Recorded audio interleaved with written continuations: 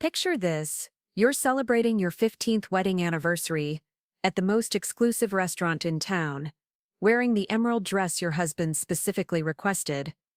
When his brother stands up, taps his wine glass, and announces to the entire dining room that you're nothing but a gold digger who trapped his poor brother into marriage. The room falls silent.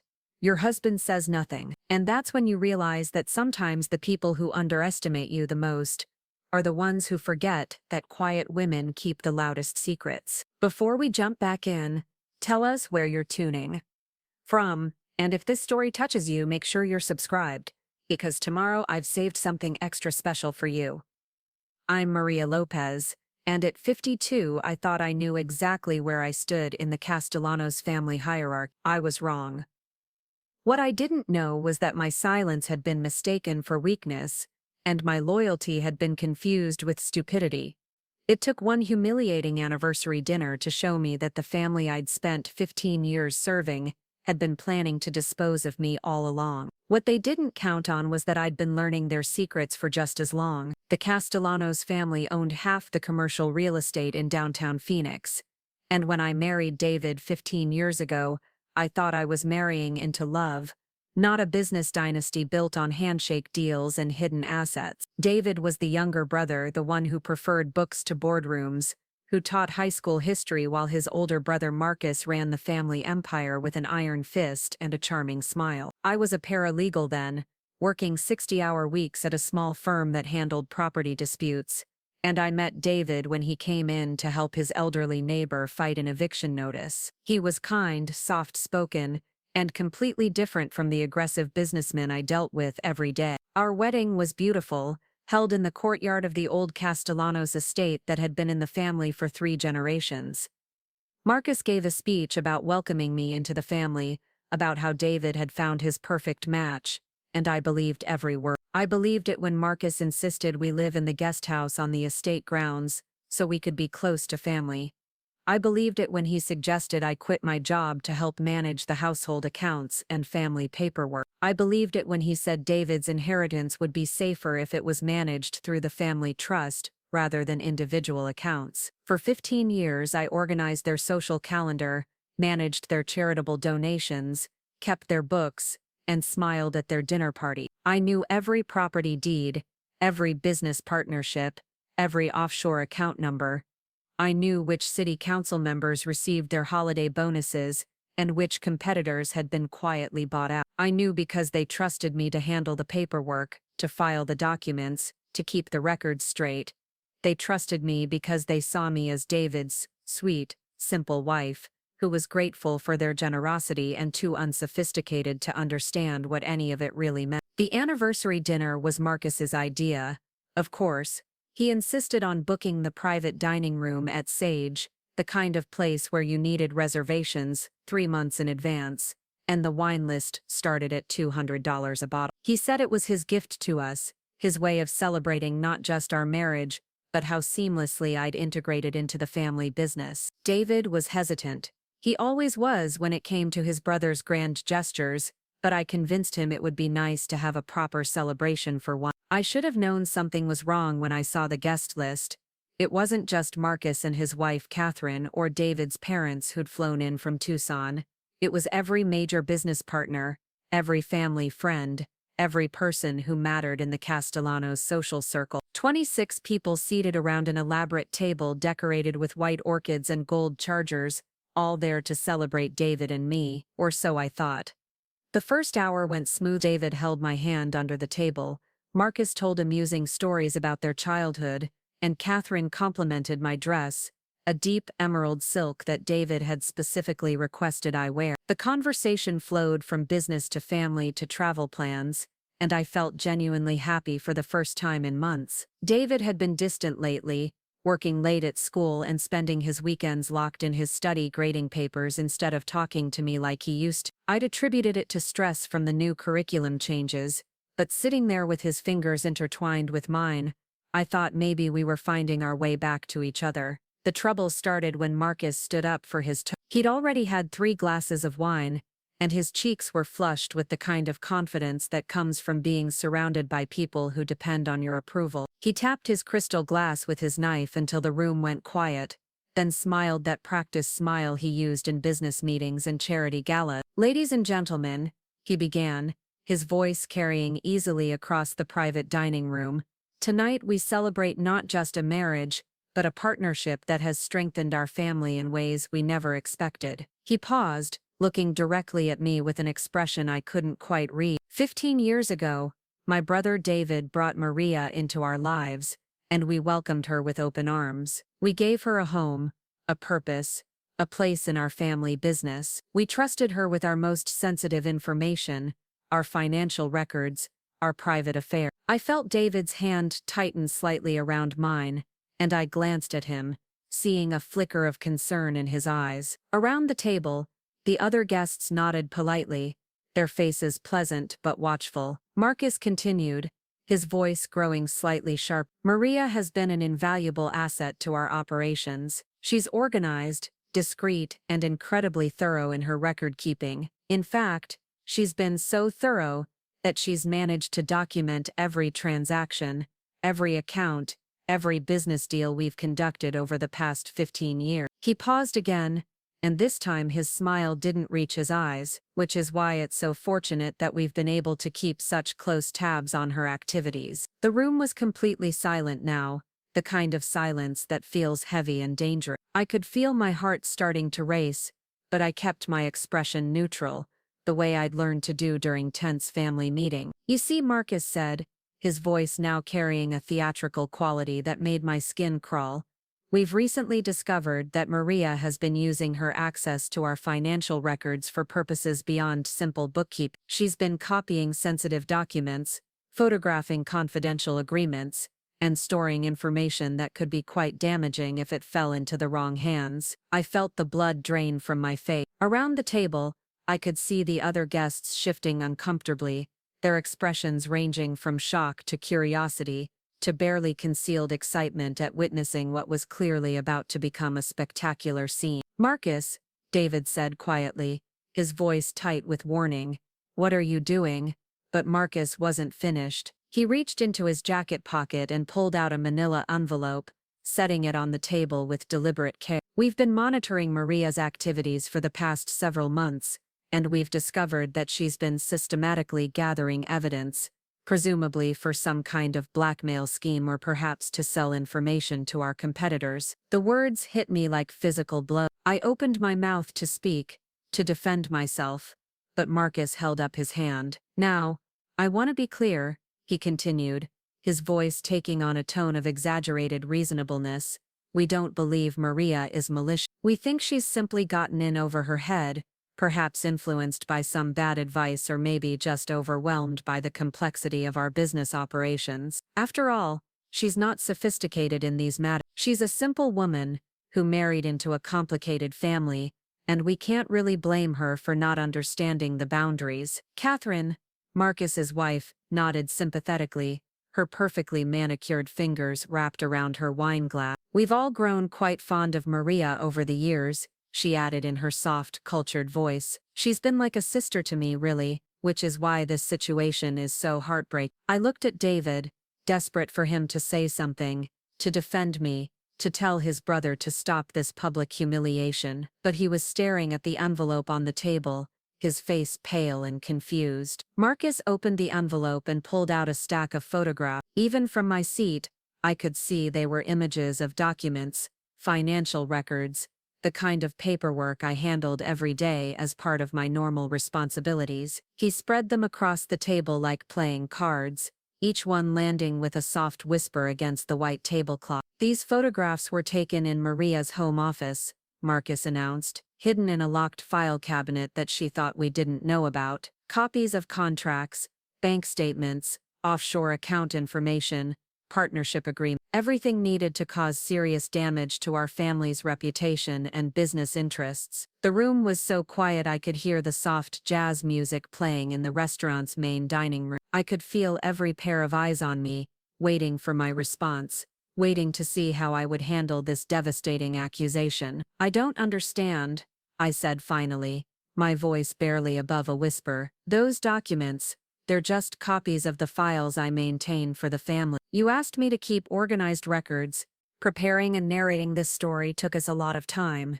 So if you are enjoying it, subscribe to our channel. It means a lot to us.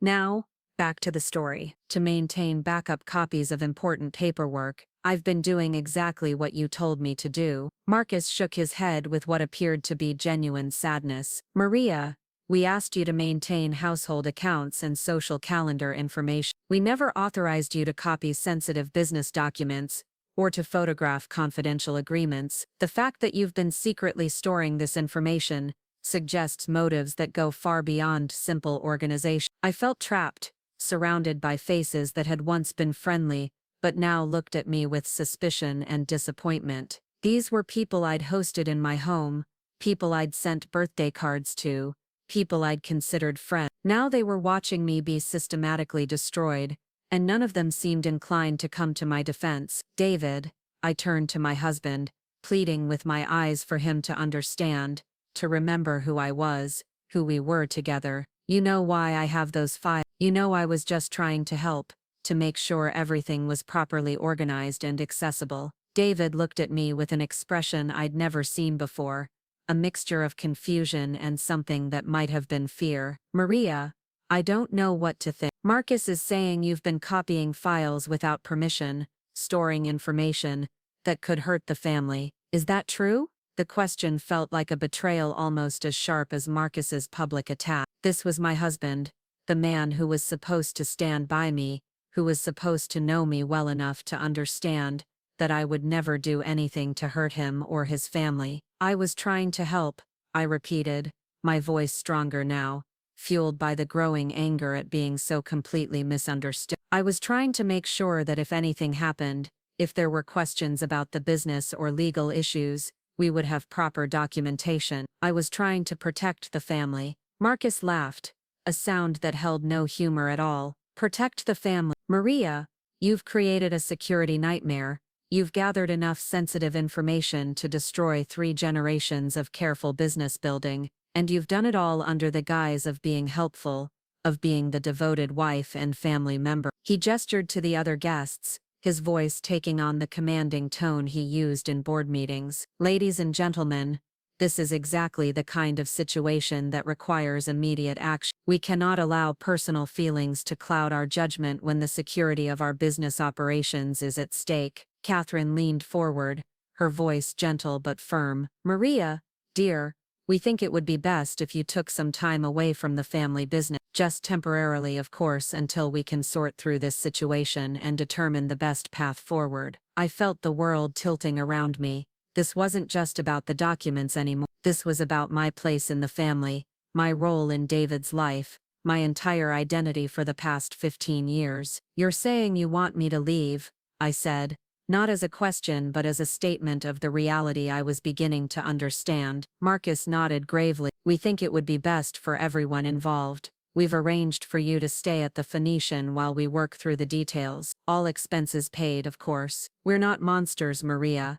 We're just people trying to protect what we've built. I looked around the table again, seeing the faces of people who had watched me grow from a young bride into a woman who had devoted her entire adult life to serving their family. I saw pity in some eyes, relief in others, and in a few, what looked like satisfaction at witnessing my fall from grace. And if I refuse? I asked, surprised by how steady my voice sounded. Marcus's expression hardened slightly. Then we'll have to consider other options. We have evidence of unauthorized access to confidential information, potential industrial espionage, breach of fiduciary duty. We'd prefer to handle this as a family matter, but we're prepared to take legal action if necessary. The threat hung in the air like smoke. I understood perfectly what he was saying. I could leave quietly, accept their version of events, and disappear from their lives with my reputation intact but my marriage destroyed. Or I could fight back and risk criminal charges,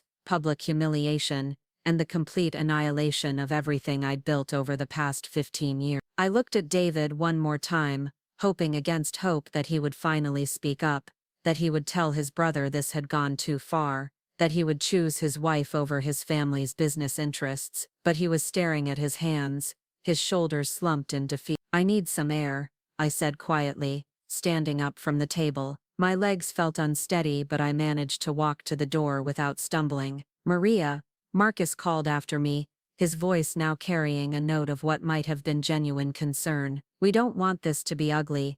We really don't. Just take some time to think about what's best for everyone." I paused at the door, my hand on the handle, and looked back at the table full of people who had just watched my life be dismantled like a business transaction. "I'll think about it," I said, and then I walked out into the night air, leaving behind the only family I'd known for 15 years. Outside the restaurant, I sat in my car for a long time, my hands shaking as I tried to process what had just happened. My phone buzzed with a text from David. "I'm sorry, I didn't know Marcus was going to do that. Can we talk when you get home?" I stared at the message, recognizing the man I'd married in the gentleness of his words, but also recognizing how completely he'd failed to protect me when it mattered most. I typed back, "I'll be staying at the Phoenician for a few days. I need to think." As I drove through the quiet Phoenix streets toward the hotel, I thought about the locked file cabinet Marcus had mentioned, the one in my home office that he claimed to have searched. He was right about one thing.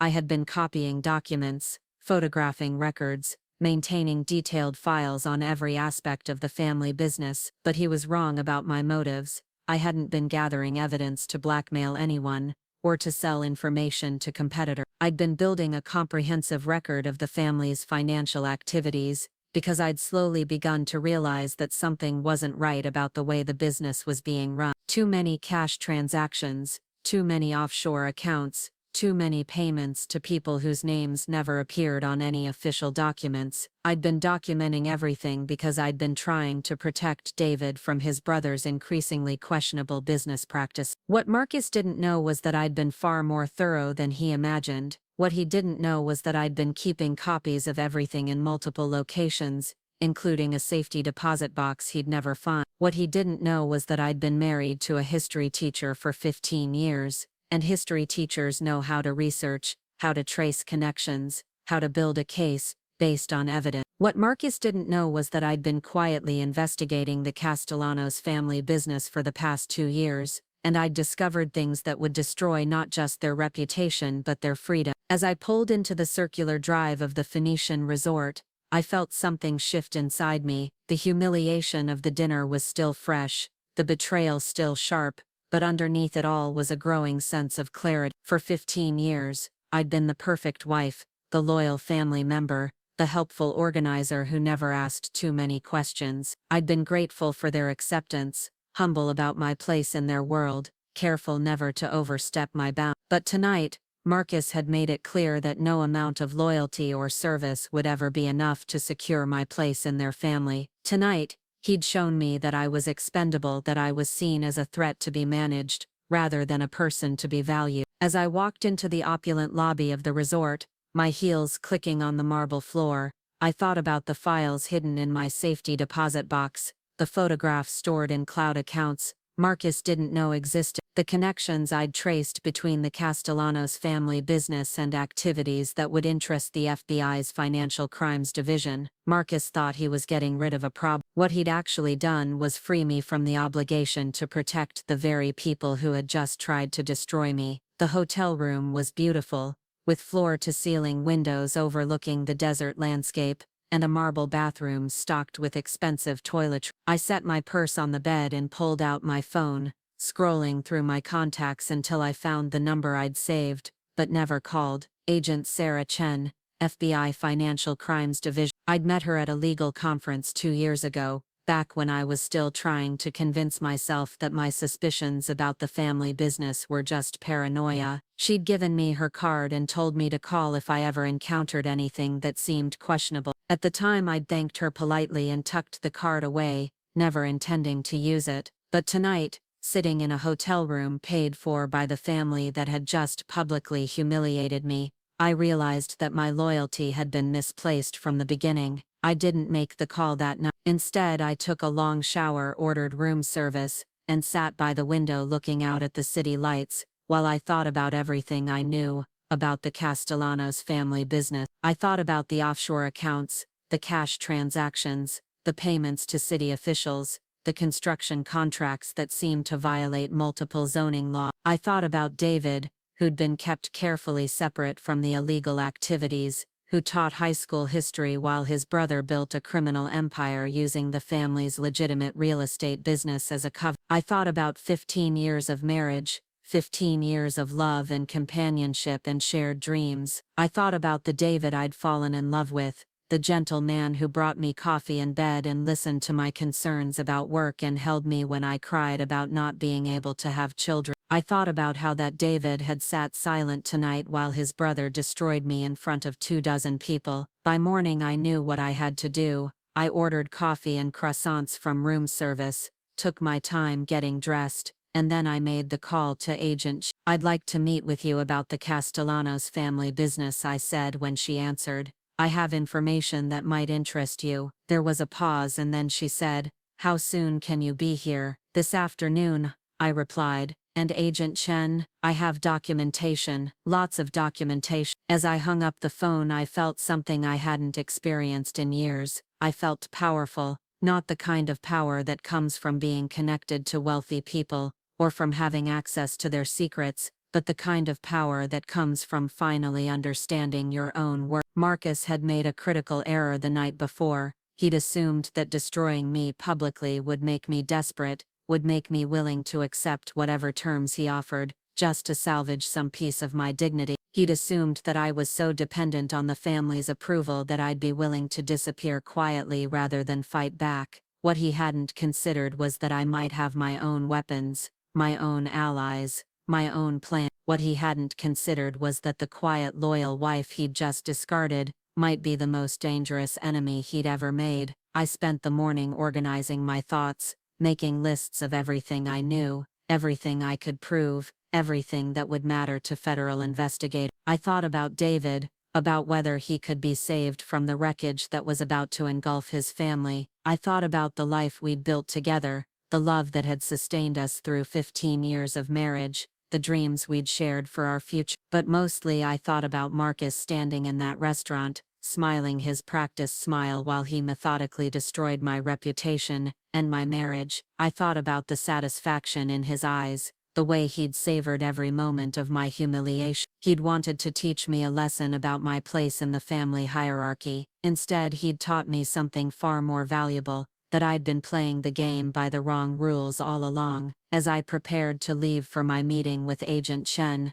I caught sight of myself in the mirror. The woman looking back at me was different from the one who had walked into that restaurant the night before. This woman's eyes were clear and determined. This woman's spine was straight with purpose. This woman was done being grateful for scraps from other people's table. I picked up my purse, checked that I had my safety deposit box key, and headed for the door. Marcus thought he'd won the game last night, but the game was far from over. In fact, it was just beginning. The real question wasn't whether I could destroy the Castellanos family business. The real question was whether I could save David in the process. And as I walked out into the bright Phoenix sunshine, I realized that the answer to that question would determine not just the fate of my marriage, but the kind of woman I was going to be for the rest of my life. Marcus had called me unsophisticated, had suggested I was too simple to understand the complexities of their business operations. He was about to learn just how wrong he'd been about that, and about everything else concerning Maria Lopez. The FBI field office in downtown Phoenix was nothing like what I'd expected from television dramas. No dramatic lighting or interrogation rooms with two-way mirrors, just a standard government building with beige walls and fluorescent lighting that made everyone look slightly ill. Agent Sarah Chen met me in the lobby, and I was struck by how young she looked, probably not much older than 35, with short black hair and sharp eyes that seemed to catalog every detail of my appearance. "Mrs. Lopez," she said, extending her hand with a firm grip, "thank you for coming in. I have to admit, when you called this morning, it brought back memories of our conversation at that legal conference. I wondered if you'd ever reach out." We took the elevator to the 14th floor, and she led me to a small conference room with a round table and chairs that had seen better days. She offered me coffee, which I accepted gratefully, and then sat across from me with a yellow legal pad and a digital recorder. "Before we begin," she said, her voice professional but not unkind, I want you to understand that anything you tell me today could potentially lead to a federal investigation. I also want you to understand that if you're involved in any illegal activities yourself, cooperating with us might offer some protection, but it's not a guarantee of immunity. I nodded, surprised by how calm I felt. I understand. I haven't done anything illegal, but I've been documenting activities that I believe are criminal in nature. Agent Chen activated the recorder and stated the date, time, and participants for the record. Then she leaned back in her chair and said, "Tell me about the Castellanos family business." I started from the beginning, explaining how I'd met David, how I'd been gradually brought into the family's financial operations, how my role had evolved from simple bookkeeping to maintaining comprehensive records of increasingly complex transactions. Agent Chen listened without interruption, occasionally making notes on her legal pad. "When did you first begin to suspect that something wasn't right?" she asked. "About 2 years ago," I replied. "I was organizing the quarterly tax documents, and I noticed discrepancies between the income reported to the IRS and the actual cash flow I was tracking. Large sums of money were moving through the business accounts, but there was no corresponding documentation for legitimate real estate transactions." I pulled out a folder I'd prepared that morning, containing photocopies of bank statements and transaction records. "These are just examples," I said, sliding the papers across the table. "I have much more detailed documentation in a safety deposit box." Agent Chen studied the documents, her expression growing more focused as she read. "These cash deposits," she said, pointing to a series of entries highlighted in yellow. "Do you know what they were for?" "Officially, they were listed as consulting fees or partnership distribution, but I started cross-referencing them with public records, city planning documents, zoning applications. The timing was too convenient. Large cash deposits would appear right before major zoning decisions were made, or just after construction permits were approved for projects that should have been denied." "You think they were paying bribes to city officials?" "I think they were paying for influence, yeah, but it goes deeper than that." I pulled out another set of documents. "The Castellanos family owns property through a network of shell companies. Some of those companies are registered to addresses that don't exist. Others are registered to the names of people who died years ago." Agent Chen's eyebrows rose slightly. "How did you discover that?" "I'm married to a history teacher," I said with a slight smile. "David taught me how to research, how to trace connections, how to verify sources." I started running background checks on the business partners listed in the family's contracts. Half of them turned out to be fictional entities. We spent the next 3 hours going through the documentation I'd brought, with Agent Chen asking detailed questions about dates, amounts, and the chain of custody for the document. She was particularly interested in my access to the family's computer systems and whether I'd observed any attempts to hide or destroy evidence. "Mrs. Lopez," she said finally, setting down her pen and looking at me directly, "what you're describing could constitute a RICO case. Racketeering, money laundering, bribery of public officials, fraud. We're talking about potential federal charges that could result in decades of prison time for everyone involved." "I understand," I said quietly, "including your husband, if he's been participating in these activities." That was the question I'd been dreading, the one that had kept me awake most of the night. "David teaches high school. He's never been involved in the day-to-day operations of the family business. Marcus has always kept him separate from the financial side of things, but he's benefited from the illegal income. He's lived on the family property, used family resources, been supported by money that came from criminal activities." I felt my throat tight. "Yes." Agent Chen leaned forward, her voice gentle but firm. "Maria, I need you to understand that your husband's ignorance might not be a legal defense, especially if we can prove he should have known what was happening. And if this goes to trial, if we move forward with charges, your marriage is going to become a casualty of this investigation." I sat quietly for a moment, thinking about David sitting at that dinner table the night before, silent while his brother destroyed me in front of 24 people. Thinking about 15 years of marriage, of love and companionship and shared dreams. Thinking about the man I'd fallen in love with, and the man who'd failed to defend me when I needed him most. "Agent Chen," I said finally, "last night my husband's family accused me of being a criminal, and threatened me with prosecution if I didn't disappear quietly from their lives. They humiliated me in public and made it clear that 15 years of loyalty and service meant nothing to them. So I have to ask myself, what exactly am I trying to protect? She nodded slowly. What do you want to happen here, Maria? What's your goal? I want the truth to come out. I want the people who've been breaking the law to face consequences for their actions. And I want to know that I'm not going to spend the rest of my life looking over my shoulder, wondering if they're going to follow through on their threats. We can offer you protection, Agent Chen said. Witness protection, if necessary. But you need to understand that once we start this process, there's no going back. Your life as you've known it for the past 15 years is going to end. I thought about the hotel room where I'd spent the night, about the phone calls from David that I hadn't answered, about the life I'd built as Mrs. David Castellano. Then I thought about Marcus's smile as he'd systematically destroyed my reputation, about the satisfaction in his eyes as he'd watched me realize how completely I'd been outmaneuvered. My life as I've known it ended last night, I said. Now I'm just deciding what comes next. Agent Chen scheduled a follow-up meeting for the next day when I would bring the contents of my safety deposit box and provide a more comprehensive overview of the evidence I'd gathered. She also arranged for me to speak with a federal prosecutor who specialized in financial crimes, and she gave me a secure phone number to call if I felt threatened or if the Castellanos family attempted to contact me. As I left the federal building, I felt a strange mixture of relief and terror. I'd crossed a line that couldn't be uncrossed, set in motion events that would reshape not just my life but the lives of everyone in David's family. There was no going back now, no possibility of reconciliation or forgiveness. I was committed to a path that would either vindicate me completely or destroy me utterly. My phone had been buzzing with messages all day, mostly from David but also from Catherine and even from Marcus himself. I didn't read them until I was back in my hotel room, sitting by the window with a glass of wine from the minibar. David's messages were pleading and confused. Maria, please call me. I don't understand what happened last night. Marcus says you've been copying sensitive documents, but I know you wouldn't do anything to hurt the family. Can we please talk?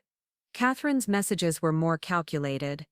Maria, dear, I think there's been a terrible misunderstanding. Marcus was concerned about security, but I'm sure we can work through this as a family. Why don't you come home so we can discuss this privately? But it was Marcus's message that revealed the most. Maria, I hope you understand that last night was about protecting the family's interests, not about punishing you personally. You're understandably upset, but I trust you'll consider the consequences of any rash decision. David loves you, and we all want what's best for everyone involved. Call me when you're ready to discuss reasonable solutions. The threat was subtle but unmistakable. Marcus was reminding me that he held David's future in his hands, that any action I took against the family would inevitably harm my husband. He was betting that my love for David would override my anger at being betrayed, that I'd be willing to accept whatever terms he offered rather than risk destroying the man I'd married. What Marcus didn't understand was that his public humiliation of me had already destroyed my marriage. David's silence at that dinner table had shown me exactly where I stood in his hierarchy of loyalties. His brother came first, the family business came second, and I came somewhere after that if at all. I poured myself another glass of wine and called the one person I knew I could trust completely. My sister Elena, who lived in San Diego, and had never liked the Castellanos family. Maria? Elena's voice was sharp with concern. I've been worried about you. You sounded strange when we talked last week, and then David called this morning asking if I'd heard from you. What's going on? I told her everything, starting with the anniversary dinner and ending with my meeting at the FBI. Elena listened without interruption, occasionally making soft sounds of sympathy or anger. Jesus. Maria, she said when I finished. I always knew Marcus was a snake, but this is beyond anything I imagined. And David just sat there? He didn't say anything to defend you. He looked confused, I said, trying to be fair. I think he genuinely didn't know what Marcus was planning. That's not an excuse, Elena said fiercely. He's your husband. He should have told his brother to go to hell and walked out with you. I know. So what happens now? Are you really going to testify against them? I stared out at the Phoenix skyline, thinking about the documents in my safety deposit box, about Agent Chen's questions, about the federal prosecutor I was scheduled to meet tomorrow. I think I already have. Elena was quiet for a long moment. Do you need me to come out there? I can take time off work, be there for the legal stuff. Not yet, I said.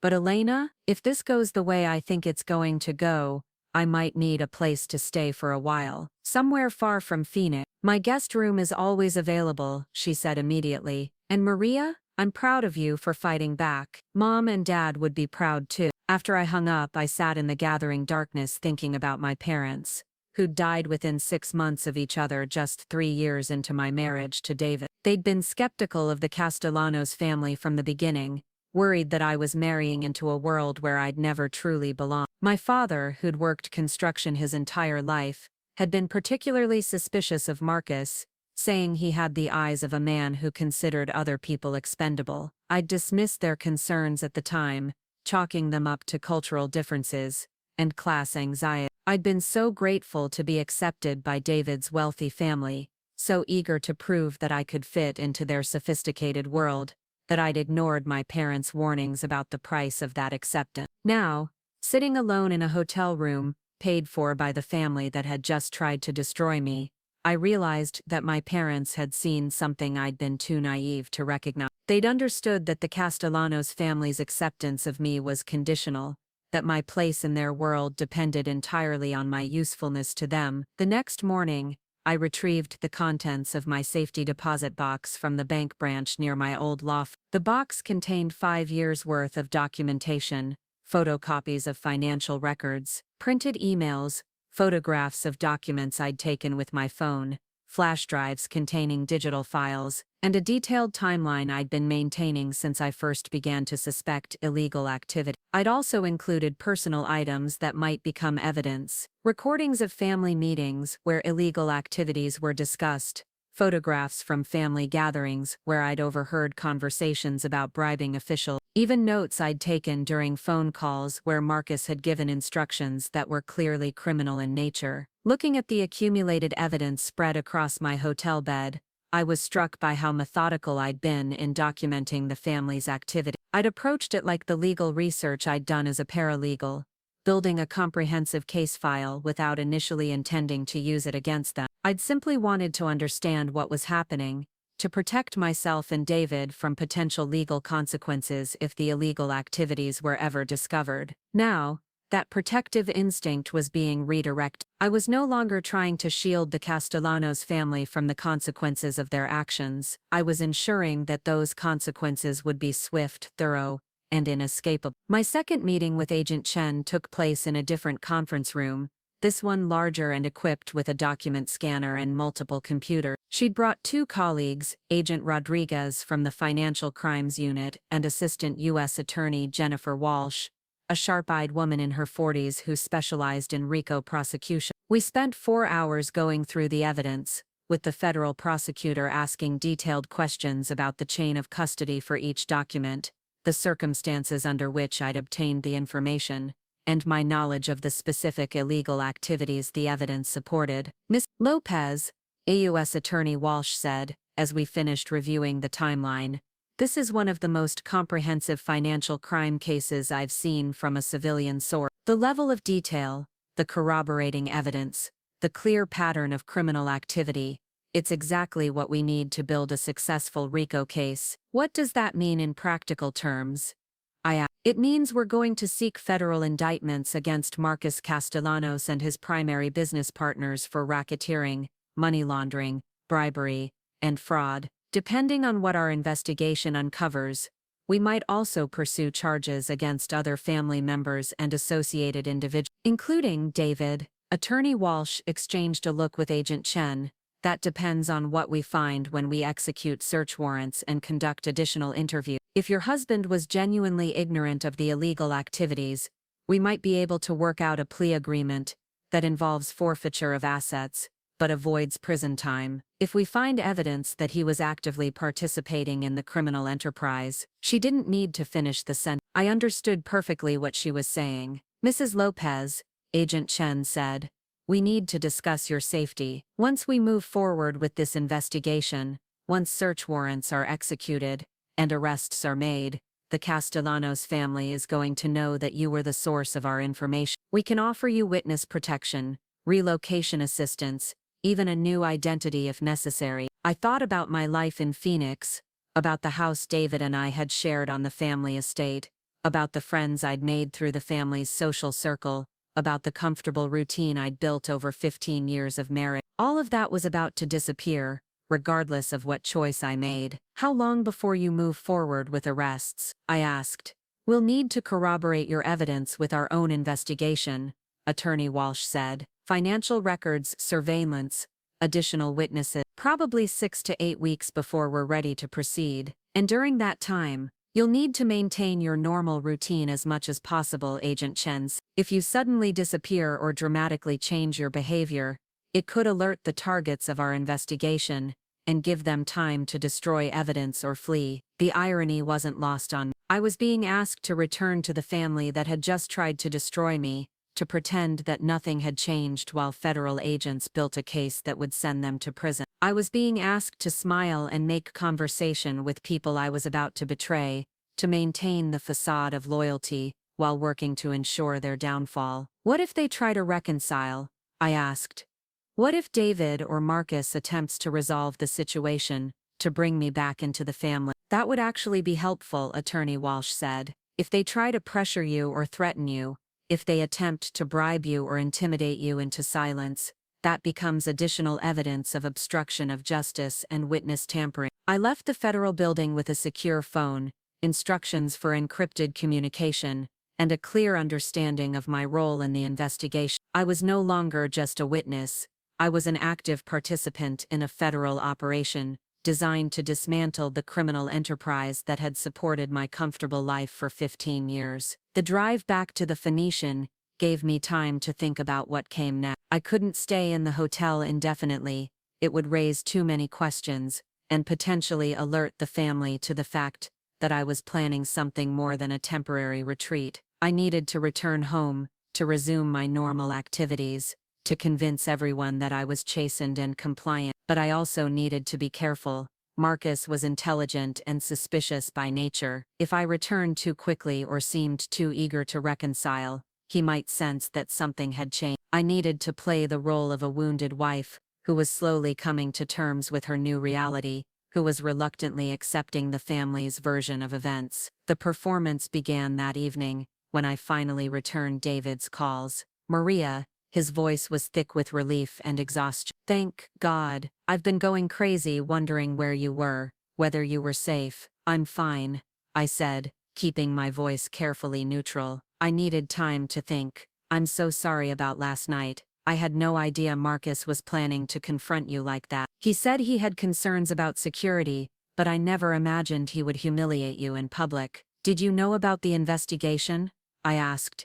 Did you know they'd been monitoring my activities? There was a long pause. He mentioned some concerns about document security, about making sure sensitive information wasn't being mishandled. But Maria, I never thought he was talking about you specifically. I thought it was just general business precaution. I could hear the sincerity in his voice, the genuine confusion and distress. David really hadn't known what his brother was planning, but he'd also failed to defend me when it mattered, and that failure was going to cost him everything. I want to come home, I said finally. But things need to change. I can't go back to the way things were before. Of course, David said quickly. We'll figure it out. We'll set boundaries with Marcus, establish clear limits on family involvement in our marriage, and the business. You don't have to be involved in the business anymore if you don't want to be. Marcus can handle the financial records himself, or he can hire a professional accountant. I almost smiled at the irony. David was offering to remove me from the very activities that would soon destroy his family,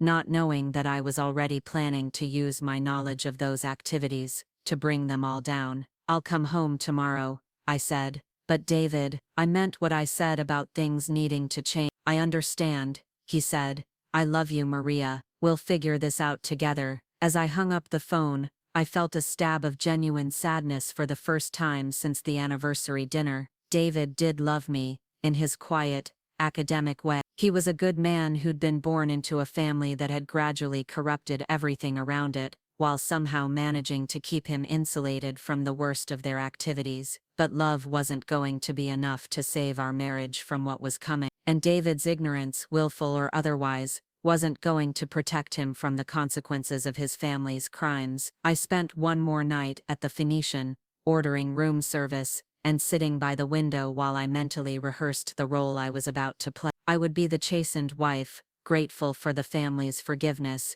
eager to rebuild her place in their world. I would be cooperative but not suspicious, submissive but not calculating. What I wouldn't be was the naive woman who'd walked into that anniversary dinner believing that 15 years of loyalty would protect her from her husband's family. That woman was gone forever, replaced by someone who understood that in the Castellanos family's world, love was always conditional, and loyalty was always temporary. The real question wasn't whether I could convince them that I'd learned my lesson. The real question was whether I could maintain the performance long enough for the federal agents to build their case, long enough to ensure that when the reckoning came, it would be swift and total. As I packed my bag and prepared to return to the life I was about to help destroy, I thought about Marcus's confident smile at the anniversary dinner, about his certainty that he'd successfully neutralized a threat to his family's operation. He'd been so pleased with himself, so satisfied with his strategic thinking.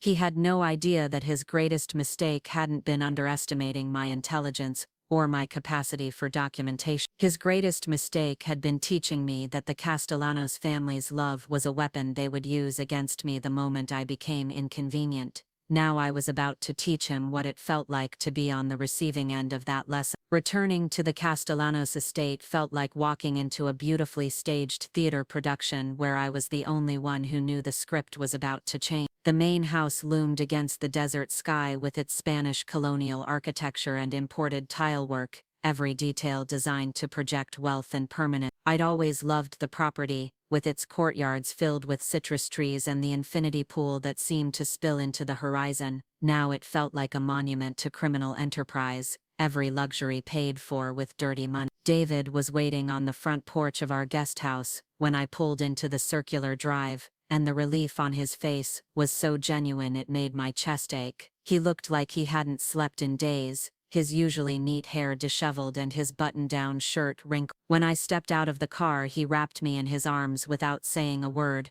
holding me against his chest like he was afraid I might disappear again. "I was so scared you wouldn't come back," he whispered into my hair. "I was scared I'd lost you completely." I let myself sink into his embrace for a moment, remembering all the times over 15 years when his arms had been my safe harbor, when his quiet strength had anchored me through difficult times. The federal agents were right. This marriage was going to be a casualty of what was coming. But standing there in his arms, I allowed myself to grieve for what we'd once had, what we might have kept if his family hadn't been built on lies. "I'm here," I said, simply, because it was true, even if it wouldn't be for much longer. David pulled back to look at my face, his eyes searching mine for signs of forgiveness or reconciliation. "Marcus wants to talk to you," he said carefully. "He's been asking when you'd be back, saying he wants to clear the air." I felt a chill run down my spine, but I kept my expression neutral. "I'm not ready for that yet. I need a few days to settle back in,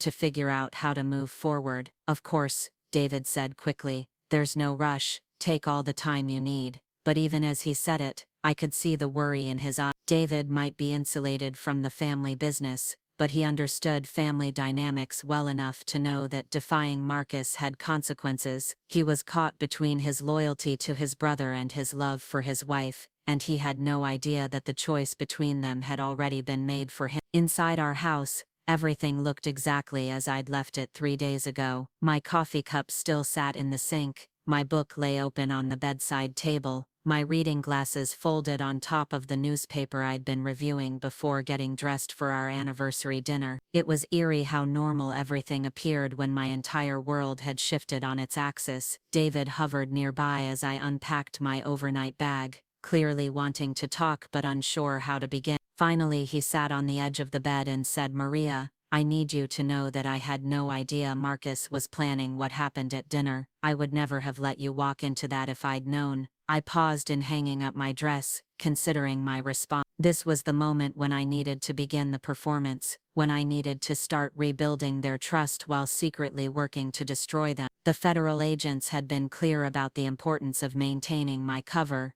of gathering additional evidence while appearing to reconcile with the family. I believe you, I said, turning to face him. But David, I need to understand something. When Marcus was making those accusations, when he was showing those photographs, and suggesting I was some kind of criminal, why didn't you defend me? David's face crumpled slightly. I was in shock. I couldn't process what he was saying, couldn't understand how things had gotten to that point. I should have stood up for you immediately. I know that. I should have told him to stop and walked out with you. Yes, you should have. I was a coward, he said quietly. I was so confused and caught off guard that I froze. But Maria, you have to know that I don't believe what Marcus was suggesting. I know you would never do anything to hurt our family. The irony of his words wasn't lost on me. In 48 hours I'd already done more to hurt the Castellanos family than any outside enemy ever could. But I couldn't let David see that knowledge in my eyes. I was trying to help, I said, which was technically true. All those documents Marcus showed, all those files he claimed I was copying inappropriately, I was maintaining them because I thought it was important for the family to have organized records. I thought I was being responsible. David nodded eagerly. I know that. I tried to explain that to Marcus after you left, but he was so focused on security concerns and potential liability issues. He's been under a lot of pressure lately, with some new business ventures, and I think he's being overly cautious about everything. I filed that information away. New business ventures meant new opportunities for criminal activity, and potentially new evidence for the federal investigation. What kind of pressure? I asked, sitting beside him on the bed. I don't really know the details, David admitted. Marcus doesn't include me in the business operations, you know that, but there have been a lot of phone calls lately, meetings with people I don't recognize. He's been staying late at the office, working weekends. Catherine mentioned that he's been having trouble sleeping. Marcus was already under stress, which would make him more likely to make mistakes, more prone to paranoid decisions that could provide additional evidence of criminal activity. The federal agents would want to know about increased activity in the family business. David, I said carefully, I want to make our marriage work, but I need to feel like you're on my side. I need to know that you'll choose me over Marcus, if it comes down to that. Of course I will, he said immediately. You're my wife, you come first. But even as he said it, I could see the uncertainty in his eyes. David had never defied his brother about anything significant, had never challenged Marcus's authority within the family. He wanted to believe he would choose me, but when the moment came, and it would come soon, I suspected he would default to the family loyalty that had been drilled into him since childhood. I love you, he continued, taking my hands in his. These past few days without you have been hell. I kept thinking about all the ways I've failed you, all the times I should have stood up to Marcus but didn't. Like when. David was quiet for a long moment, and I could see him wrestling with whether to voice criticisms of his brother. Sometimes I think Marcus forgets that you're family too, he said finally. He can be dismissive, condescending. He treats you like an employee rather than like my wife, and you've never said anything about that. I should have, David admitted. I should have set boundaries years ago, made it clear that he needed to treat you with respect. I kept telling myself it wasn't worth causing conflict over, that you were strong enough to handle it. I squeezed his hands gently. I was strong enough to handle it, but I shouldn't have had to. No, you shouldn't have, and things are going to be different now, I promise. I'm going to be more assertive with Marcus, more protective of our relationship. I nodded, though we both knew it was probably too late for that. The damage was already done, and the federal investigation would soon make family dynamics irrelevant. That evening, Catherine called to invite us to dinner at the main house, her voice carefully cheerful as she suggested it would be a good opportunity for the family to reconnect after the unfortunate misunderstanding at the restaurant. I could hear the calculation behind her words, the strategic thinking that had always made her a perfect match for Marcus. I think it's too soon, I told David after he relayed the invitation. I'm not ready to pretend everything is fine. I'll call and explain, David said. Catherine will understand. But 20 minutes later, Catherine herself appeared at our front door, carrying a bottle of wine and wearing her most disarming smile. She was a beautiful woman in her late 40s, with auburn hair and the kind of polished elegance that came from decades of charity galas and country club events. She'd always been friendly to me, but I'd never forgotten that her loyalty was to Marcus first and everyone else a distant second. "Maria, darling," she said, air kissing my cheeks as if nothing had happened. "I wanted to come apologize personally for the other night." Marcus was completely out of line with his approach, even if his concerns about security were legitimate. I invited her in, offering coffee while David retreated to his study to give us privacy. Catherine settled onto our sofa with practiced grace, her designer dress arranged perfectly and her manicured hands folded in her lap. "I hope you know that what happened at dinner wasn't personal," she continued. "Marcus has been under tremendous stress lately, with some regulatory issues, and he's been paranoid about information security, but his execution was absolutely terrible and I told him so." "Regulatory issues?" I asked, keeping my tone casual while my mind raced with the implications.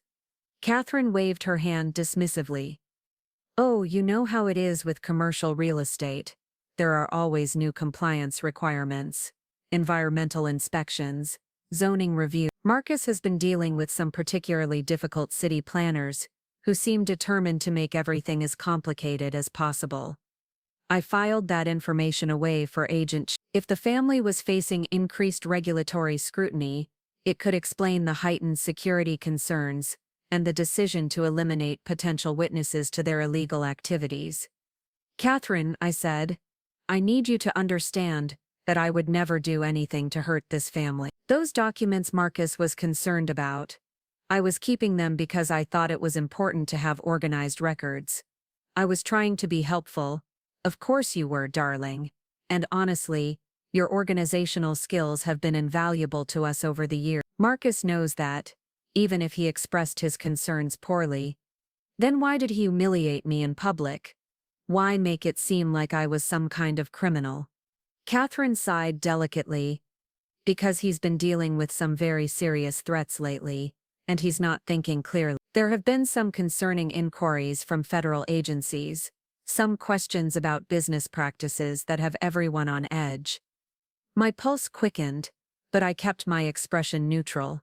"Federal agencies, nothing specific," Catherine said quickly. "Just general fishing expeditions, the kind of routine audits that successful businesses sometimes face. But Marcus is convinced that someone has been feeding information to investigators, and he's been looking for potential sources." The irony was staggering. Marcus suspected there was an informant within his organization, and he'd identified the wrong person for the right reasons. I had indeed been gathering information that could interest federal investigators, but not for the motives he'd assumed.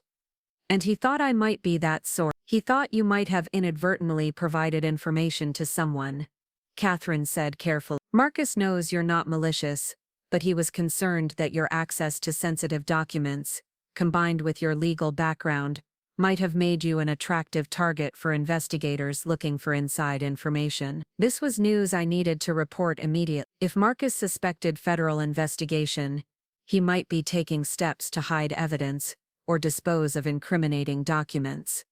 The agents needed to know that their timeline might need to be accelerated. "Catherine," I said, "I want to make things right with Mark. I want him to understand that his trust in me hasn't been misplaced. But I need to know that this kind of public humiliation won't happen again." "It won't," Catherine said firmly. "I've made that very clear to him. Marcus can be heavy-handed sometimes, but he's not unreasonable. He just needs reassurance that you understand the importance of discretion, especially during this sensitive period." "What kind of reassurance?" Catherine leaned forward slightly, her voice taking on a more serious tone. "He wants to meet with you privately, to discuss the security protocols that need to be followed going forward.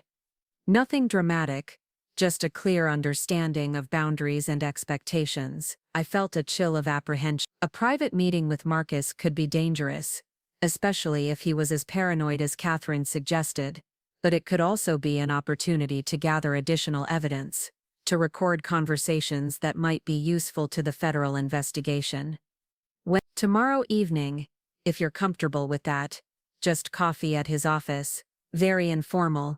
He wants to clear the air and establish a path forward. I pretended to consider the offer, though I'd already decided to accept. The secure phone the agents had given me had recording capabilities, and Marcus's office would be the perfect place to capture evidence of criminal activity. All right, I said finally, but I want David to know about the meeting.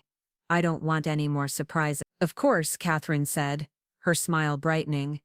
Marcus will be so relieved. He's been genuinely distressed about the way things unfolded the other night. After Catherine left, I found David in his study grading papers, his reading glasses perched on his nose and red ink scattered across essays about the Industrial Revolution. It was such a normal scene, so perfectly representative of the quiet academic life he'd built, despite being born into wealth and privilege.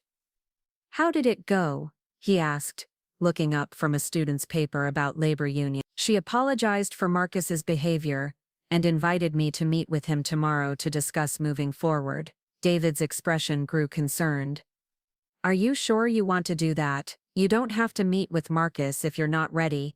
I think I need to." We can't avoid each other forever, and I'd rather clear the air sooner than later. I could come with you." "No," I said quickly. "I think it needs to be just Marcus and me. We need to have an honest conversation about boundaries and expectations." David nodded reluctantly. "Just promise me, you won't let him intimidate you." "You have nothing to apologize for, Maria. Nothing." If only he knew how right he was, and how wrong. That night, I lay awake beside David listening to his steady breathing, and thinking about the federal agents who were building a case that would destroy everything he'd ever known. In a matter of weeks, his brother would be arrested, his family's business would be dismantled, and his comfortable academic life would be shattered by scandal and legal proceeding. I thought about the 15 years we'd spent together, the quiet contentment of our marriage, the dreams we'd shared about traveling together when he retired from teaching. All of that was about to become collateral damage in a war that Marcus had started when he decided I was expendable. The secure phone was hidden in my jewelry box, and I knew I should contact Agent Chen to report Catherine's visit and arrange for recording equipment for tomorrow's meeting with Marcus. But I found myself hesitating, caught between the methodical execution of justice and the devastating personal cost of my choices. Finally, I slipped out of bed and went to the bathroom,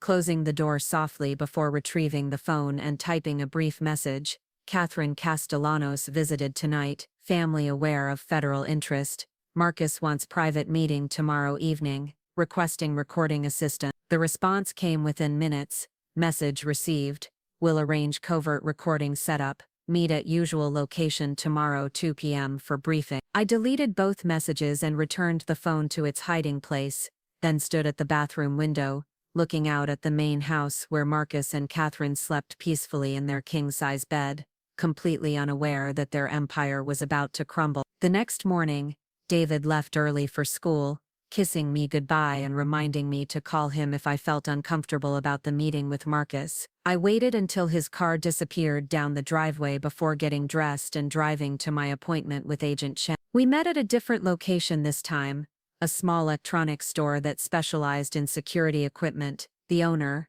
a thin man in his 60s with nervous hands and thick glasses, was apparently a longtime federal informant who provided technical support for undercover operations. "Mrs. Lopez," Agent Chen said as I entered the back room of the store, "I received your message about the family's awareness of federal interest. That changes our timeline significantly." "How so?" "If Marcus Castellanos suspects the investigation, he'll likely start destroying evidence and distancing himself from criminal activities. We need to move faster than originally planned." The store owner fitted me with a tiny recording device that attached to the underwire of my bra, invisible beneath clothing, but capable of capturing clear audio from several feet away. He also provided me with a backup device disguised as a pen, in case the primary recorder failed. "Remember," Agent Chen said as we tested the equipment, "your primary goal is to get Marcus talking about illegal activities. Any discussion of bribes,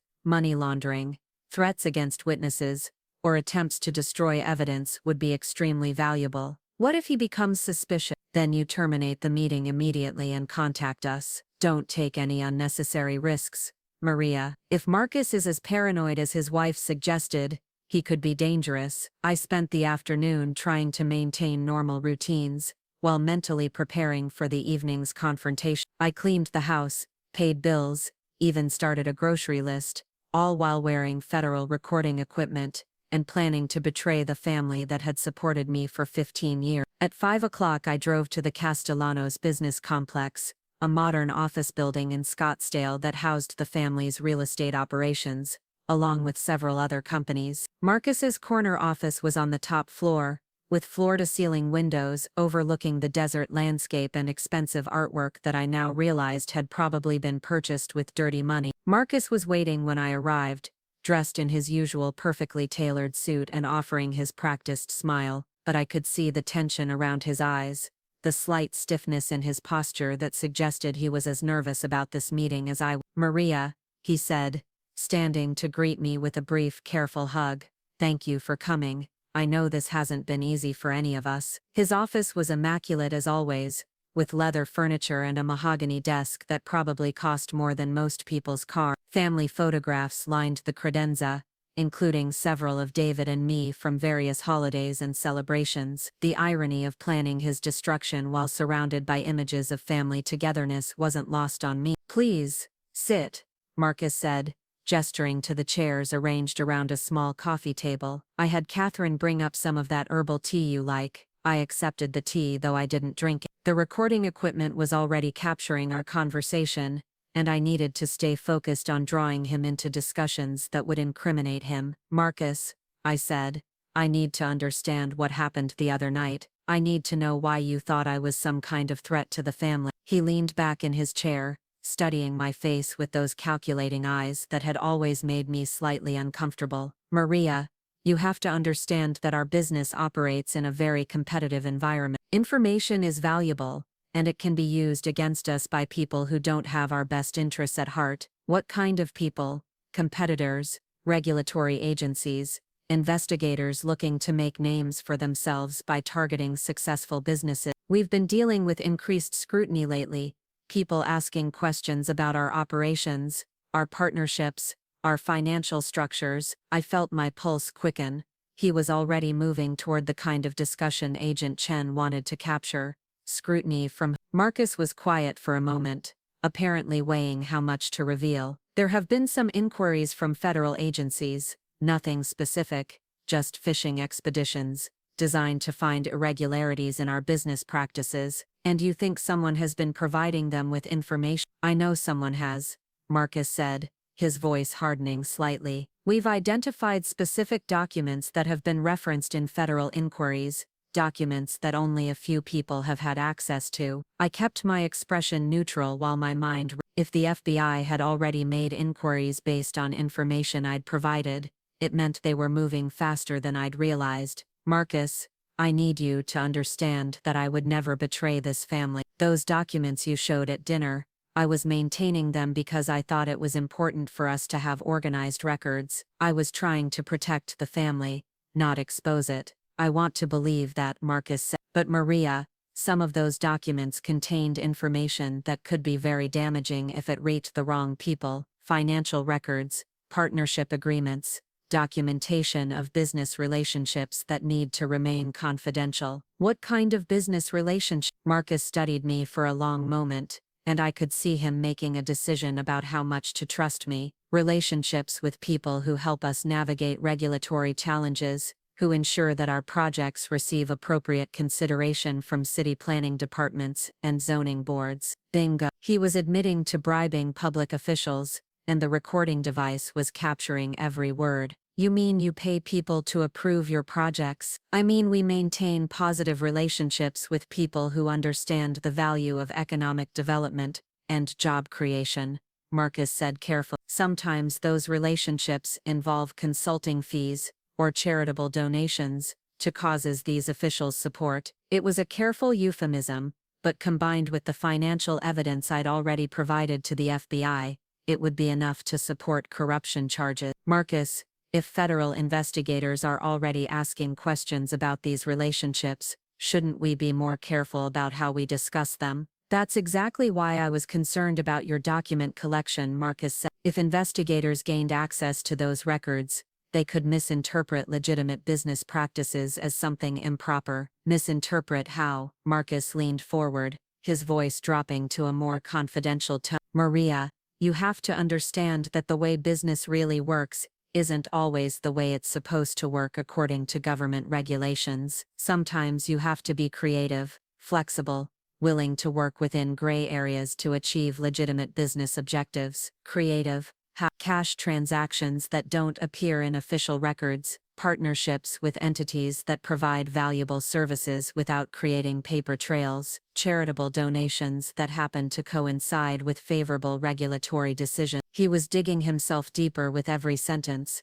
providing exactly the kind of evidence that would support a RICO prosecution. I could hardly believe he was being so specific, but his paranoia about federal investigation was apparently making him careless about what he revealed to someone he still considered family. And you think investigators might view these practices as illegal? Investigators always view successful business practices as suspicious, Marcus said bitterly. They don't understand the complexities of commercial real estate, the relationship building required to navigate regulatory bureaucracy. They see cash payments and assume corruption. They see informal partnerships and assume money laundering. Is that what they're investigating? Corruption and money laundering? Marcus nodded grimly. Among other things, they're also asking questions about our offshore accounts, our shell companies, our relationships with certain business partners who may have had legal issues in the past. I felt a thrill of vindication. The evidence I'd provided was already generating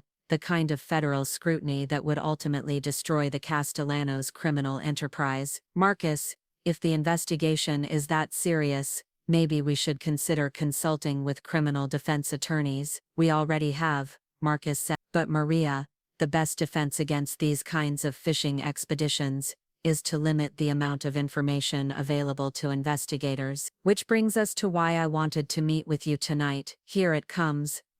The moment when he would try to buy my silence, or threaten me into cooperation. I need to know that you understand the importance of discretion going forward, Marcus continued. I need to know that you won't do anything to provide investigators with additional information they could use against us. Of course not. This family is my family too. I hope that's true, Marcus said, and for the first time, there was a hint of menace in his voice. Because Maria, if someone within our family were to cooperate with federal investigators, the consequences would be very serious. Not just legal consequences, but personal ones. What do you mean? Marcus stood up and walked to the window, looking out at the darkening desert landscape. I mean that anyone who betrayed this family would find themselves completely alone in the world, cut off from financial support, excluded from family relationships, potentially facing criminal charges themselves for their participation in activities they later decided to characterize as illegal. The threat was clear,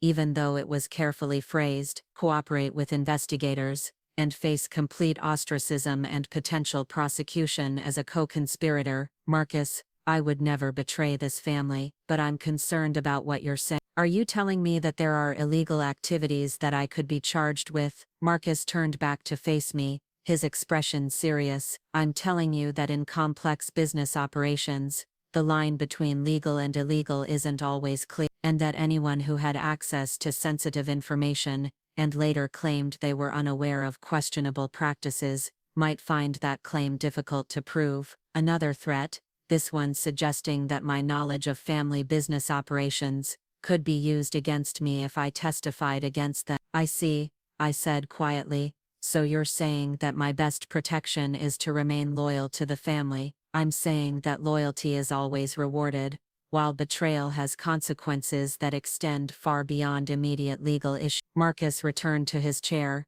his voice taking on a more conciliatory tone. But Maria, I don't want you to feel threatened or pressured. I want you to feel secure in your place within this family, which is why I'm prepared to offer you some additional security, some guarantees about your future. What kind of guarantees? Marcus opened his desk drawer and pulled out a legal document, placing it on the coffee table between us. This is a revised trust agreement that would provide you with substantial financial security regardless of what happens with David or with the family business. $2 million, held in your name alone, accessible only to you. I stared at the document, recognizing it as both a bribe and an insurance policy. Marcus was offering me financial independence in exchange for my silence, while also ensuring that I would be financially complicit in his criminal enterprise. Marcus, this is very generous, but I'm not sure I understand why you're offering it. Because your family, Marcus said smoothly, because you've been loyal to us for 15 years, and because I want you to feel secure regardless of what challenges we might face in the future. Challenges like federal investigation, challenges like any business faces in a complicated regulatory environment. Marcus correct. The important thing is that you would be protected, financially secure, able to maintain your standard of living regardless of external pressures. I pretended to study the document while actually ensuring that the recording equipment was capturing this entire conversation. Marcus was offering me a $2 million bribe to obstruct a federal investigation, and he was doing it while explicitly acknowledging the existence of that investigation. I'm flattered by your generosity, I said finally, but I need time to think about this. It's a big decision. Of course, Marcus said, take all the time you need, but Maria, I hope you understand that this offer comes with certain expectations about discretion and loyalty. I understand, Marcus smiled, apparently convinced that he'd successfully neutralized the threat I represented. Excellent. I'm so glad we could clear the air and establish a path forward.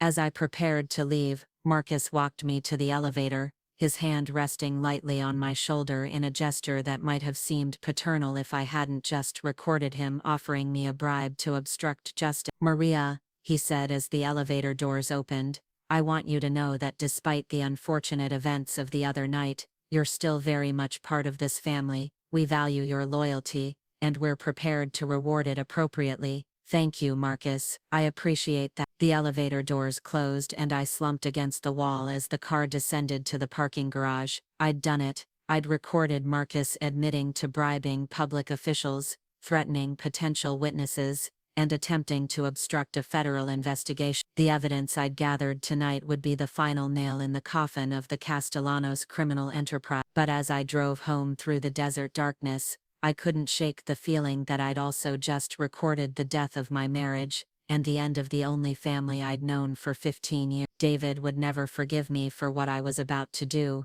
and even if he could, the scandal and legal proceedings would destroy any chance of maintaining our relationship. I thought about the trust document Marcus had offered me, the $2 million that could have bought my silence and secured my place in the family. For a brief moment I allowed myself to imagine what it would be like to accept his offer, to take the money and disappear into the complicit silence he expected. But then I remembered his smile at the anniversary dinner, the satisfaction in his eyes as he'd systematically destroyed my reputation in front of 24 people. I remembered the calculation behind his kindness tonight, the way he'd tried to buy my loyalty after attempting to annihilate my dignity. Marcus had made a fatal error in judgment. He'd assumed that humiliating me would make me desperate for his forgiveness, that threatening me would make me grateful for his protection. Instead, he'd shown me exactly who I was dealing with, and he'd provided me with everything I needed to ensure his destruction. As I pulled into the driveway of the guest house,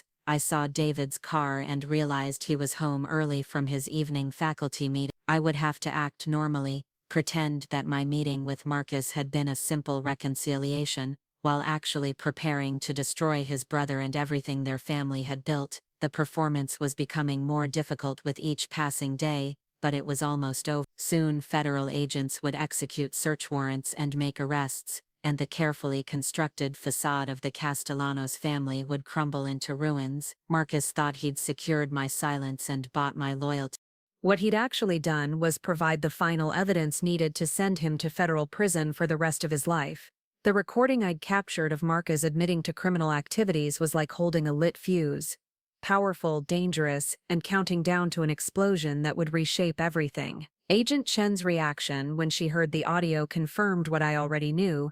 Marcus had just handed the FBI everything they needed to dismantle his empire. But what I hadn't anticipated was how quickly events would begin accelerating once federal prosecutors had Marcus's own voice describing bribes as consulting fees and money laundering as creative business practices. Ms. Lopez, Assistant U.S. Attorney Walsh said as we sat in the secure conference room the morning after my meeting with Marcus, "This recording is extraordinary.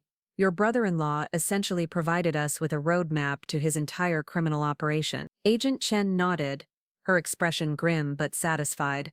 The bribery admissions alone would support multiple felony charges, but combined with the financial evidence you've provided in this attempted obstruction of justice, we're looking at a RICO case that could put him away for decades. "What happens now?"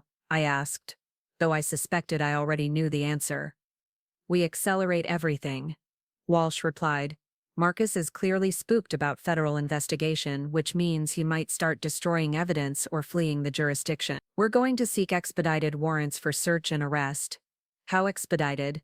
72 hours, maybe less. The timeline hit me like a physical blow. In 3 days, federal agents would swarm the Castellanos estate, seizing documents, freezing accounts, and arresting everyone connected to the criminal enterprise.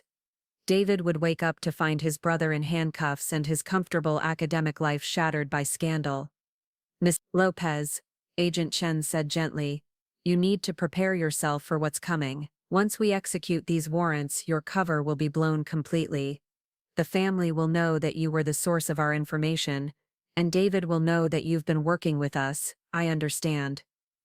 Because there's no going back after this. Your marriage, your relationship with David's family, your entire life as you've known it for 15 years, all of that ends when we make these arrests." I stared at the conference table thinking about David grading papers in his study the night before, completely oblivious to the fact that his world was about to implode. He'd been so relieved about my apparent reconciliation with Marcus, so hopeful that we could move past the anniversary dinner incident and rebuild our relationship with his family. "Agent Chen," I said quietly, "is there any way to protect David from prosecution? Any way to minimize his involvement in whatever charges you bring?" Walsh and Chen exchanged a look that I couldn't quite interpret.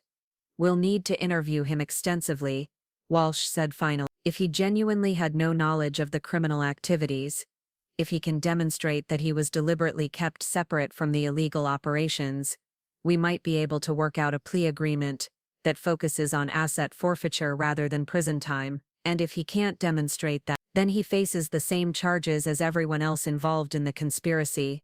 I felt sick. David might be naive about his family's business practices, but he'd certainly benefited from the illegal income. He'd lived on property purchased with dirty money, used credit cards funded by criminal proceeds, enjoyed a lifestyle supported entirely by Marcus's empire. Even if he'd never directly participated in bribing officials or laundering money, his willful ignorance might not protect him from federal prosecution. "Mrs. Lopez," Agent Chen continued, "we need to discuss your safety during these final few days. If Marcus suspects that you're working with us, he could become dangerous. We can arrange for protective surveillance, or we could extract you from the situation entirely." "No," I said immediately.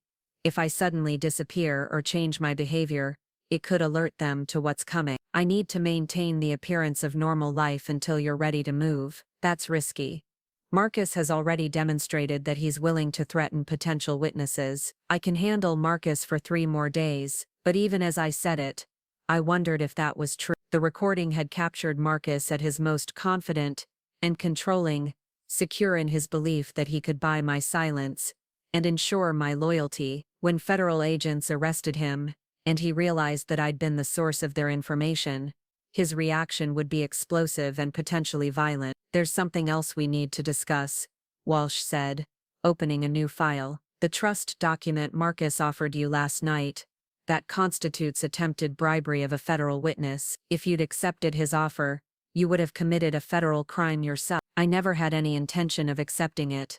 "We know that, and your immediate reporting of the bribery attempt actually strengthens our case against Marcus. But Mrs. Lopez, you need to understand that when this investigation becomes public, the media and defense attorneys are going to scrutinize your motives very carefully." "What do you mean?" "They're going to suggest that you cooperated with federal investigators because of personal grievances against the family, not because of genuine concern about criminal activity. They're going to paint you as a vengeful wife who used law enforcement to settle personal score. I felt a surge of anger at the suggestion, even though I understood it was probably inevitable. So I'm supposed to tolerate public humiliation and threats because seeking justice makes my motives questionable? Of course not, Walsh said quickly. I'm just warning you about what to expect. Defense attorneys will try to discredit your testimony by focusing on the family conflict that preceded your cooperation with us, and juries sometimes have trouble separating personal motivation from factual testimony. We need to be prepared for that challenge. Agent Chen leaned forward. Maria, the strength of this case isn't just your testimony, it's the documentary evidence you provided combined with the recordings you obtained. Marcus convicted himself with his own words. Your personal relationship with the family might complicate the narrative, but it doesn't undermine the evidence. I nodded, though I knew the coming legal proceedings would be brutal regardless of how strong the evidence was. Marcus would hire the best criminal defense attorneys money could buy, and they would do everything possible to destroy my credibility and paint me as an untrustworthy informant with ulterior motives. Ms. Lopez, Walsh said, we need you to maintain your normal routine for the next few days, but we also need you to be extremely careful about what you say and do. No more private meetings with family members, no discussions about federal investigation, no behavior that could be construed as attempting to gather additional evidence. You're telling me to lay low.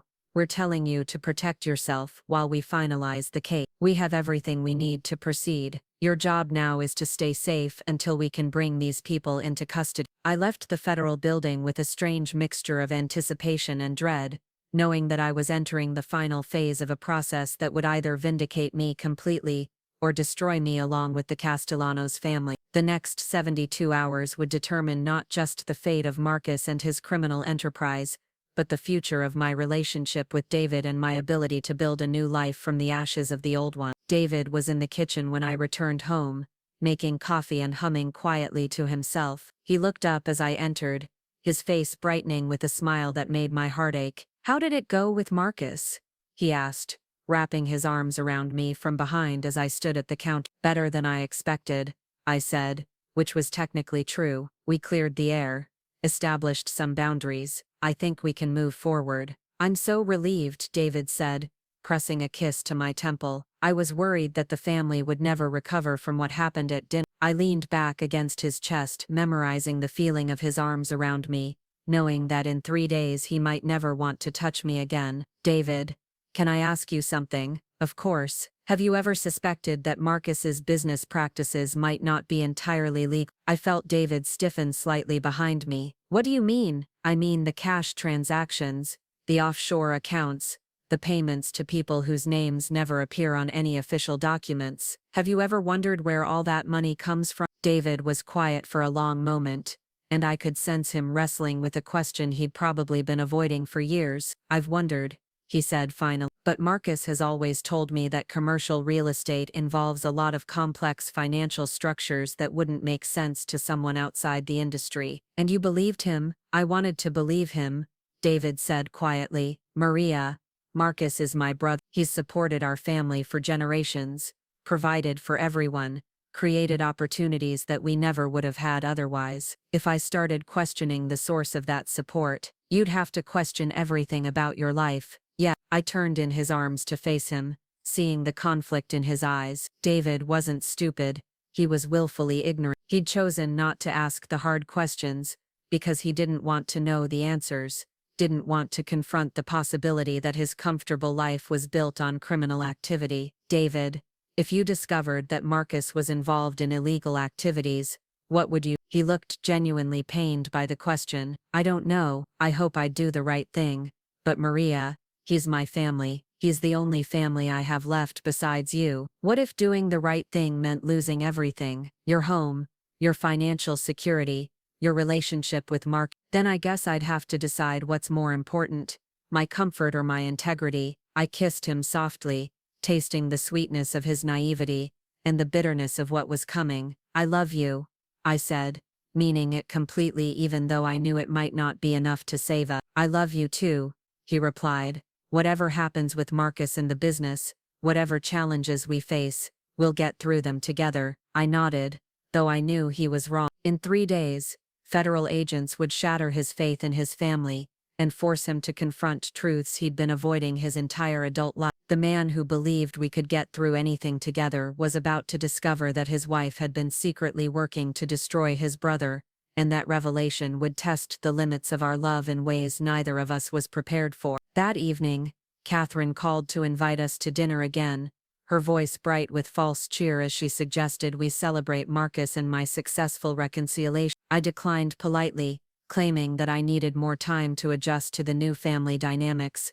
but I could hear the calculation behind her invitation. The family was watching me carefully, looking for signs that I was truly reconciled, or still harboring resentment about the anniversary dinner incident. "She's checking up on me," I told David after hanging up the phone.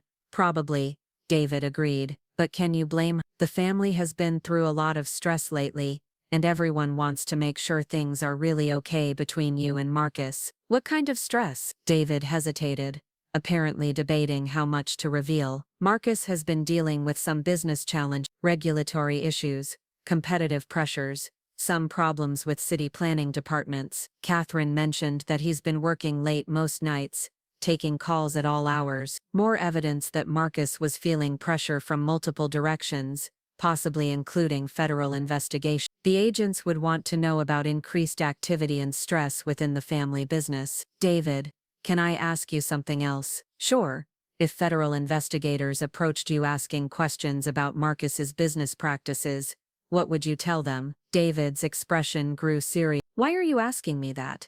"Because Catherine mentioned that there have been some regulatory inquiries, and I'm worried about what might happen if those inquiries become more serious." "Maria, are you concerned that there might actually be illegal activity?" It was the first time David had directly asked the question, and I could see the fear in his eyes. He didn't want to know the answer, but he was starting to realize that ignorance might not be a viable strategy much longer. "I'm concerned that there might be activities that could be misinterpreted as illegal," I said carefully, "and I'm worried about what that could mean for our family." David was quiet for a long time, staring out the window at the main house where Marcus and Catherine were probably having their own conversation about family loyalty and potential threat. "If federal investigators asked me questions," he said finally, "I'd tell them the truth, that I don't know the details of Marcus's business operations, because he's never included me in them. And if they asked whether you suspected illegal activity, I'd tell them that I'd wondered about some things,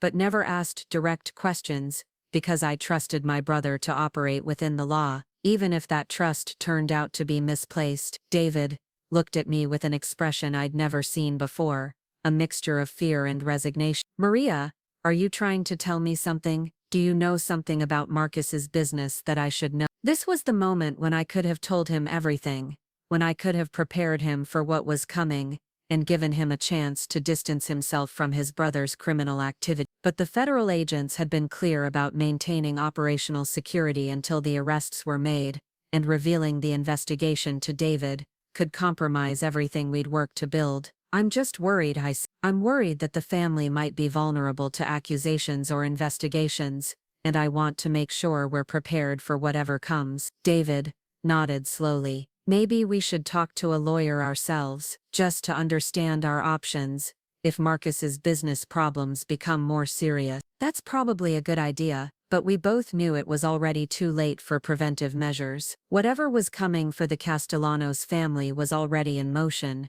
and our only choice was whether to face it together or separately. The next morning brought an unexpected development that made my blood run cold. David received a call from Marcus asking him to come to the office for an urgent family meeting, something about new developments in the regulatory issues they'd been facing. Marcus specifically requested that David bring any family financial documents he might have, including tax returns and bank statements from our personal accounts. "He wants me to bring our financial records?" David asked, looking confused as he relayed the conversation. "Why would our personal finances be relevant to his business problems?" I felt panic rising in my chest. If Marcus was asking for family financial documents, it meant he was preparing for more serious legal challenges than simple regulatory scrutiny. He might be trying to hide assets, shift ownership of properties, or establish distance between family members and the business operation. Or worse, He might suspect that I'd been more involved in documenting his activities than he'd initially realized, and he wanted to search our personal records for evidence of my cooperation with federal investigators. David, I don't think you should go to that meeting. Why not? If Marcus needs help with regulatory issues, I should support him, because I'm afraid this might be more serious than regulatory issues. I'm afraid Marcus might be facing criminal investigation, and getting involved could make you a target too. David stared at me with growing alarm. Maria, what aren't you telling me? Do you know something specific about federal investigation? I was trapped between my obligation to protect the federal case and my desire to protect my husband. If I revealed the investigation, I could compromise months of work and potentially allow Marcus to escape prosecution. If I said nothing, David might walk into a meeting that could make him a co-conspirator in obstruction of justice. I know that Marcus has been involved in activities that could be considered criminal, I said finally. I know that he's been paying bribes to city officials, laundering money through shell companies, and maintaining offshore accounts that aren't reported to the IRS. David's face went pale. How do you know that? Because I've been maintaining the financial records for years, because I've seen the cash transactions, the forged documents, the payments to fictional entities. David, Marcus isn't just bending rules or working in gray areas. He's running a criminal enterprise. And you never told me.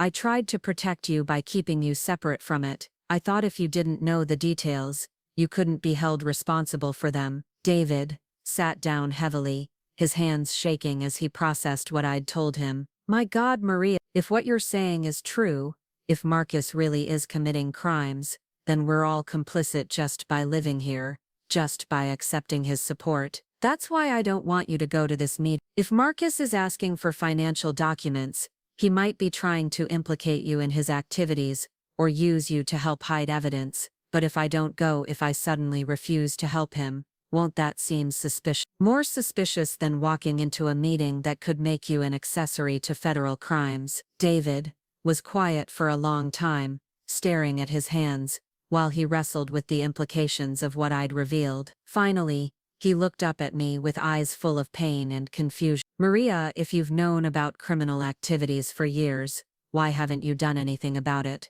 Why haven't you reported it to authorities? The question I'd been dreading had finally come, and I had no choice but to answer it honestly. I have reported it, I said quietly. I've been working with federal investigators for several weeks. The anniversary dinner, Marcus's accusations about me copying documents, he was right about that. I have been gathering evidence, and I have been providing it to the FBI. David's face went through a series of expressions: shock, disbelief, betrayal, and finally, something that looked like horror. You've been working with the FBI, against Marcus, against our family. I've been working with the FBI to expose criminal activities that have been going on for years. David, Marcus threatened me, tried to bribe me, made it clear that he considered me expendable. I wasn't going to let him destroy me, to protect his illegal business. So you decided to destroy him, instead. I decided to make sure the truth came out. I decided to protect myself and you from the consequences of his crimes. David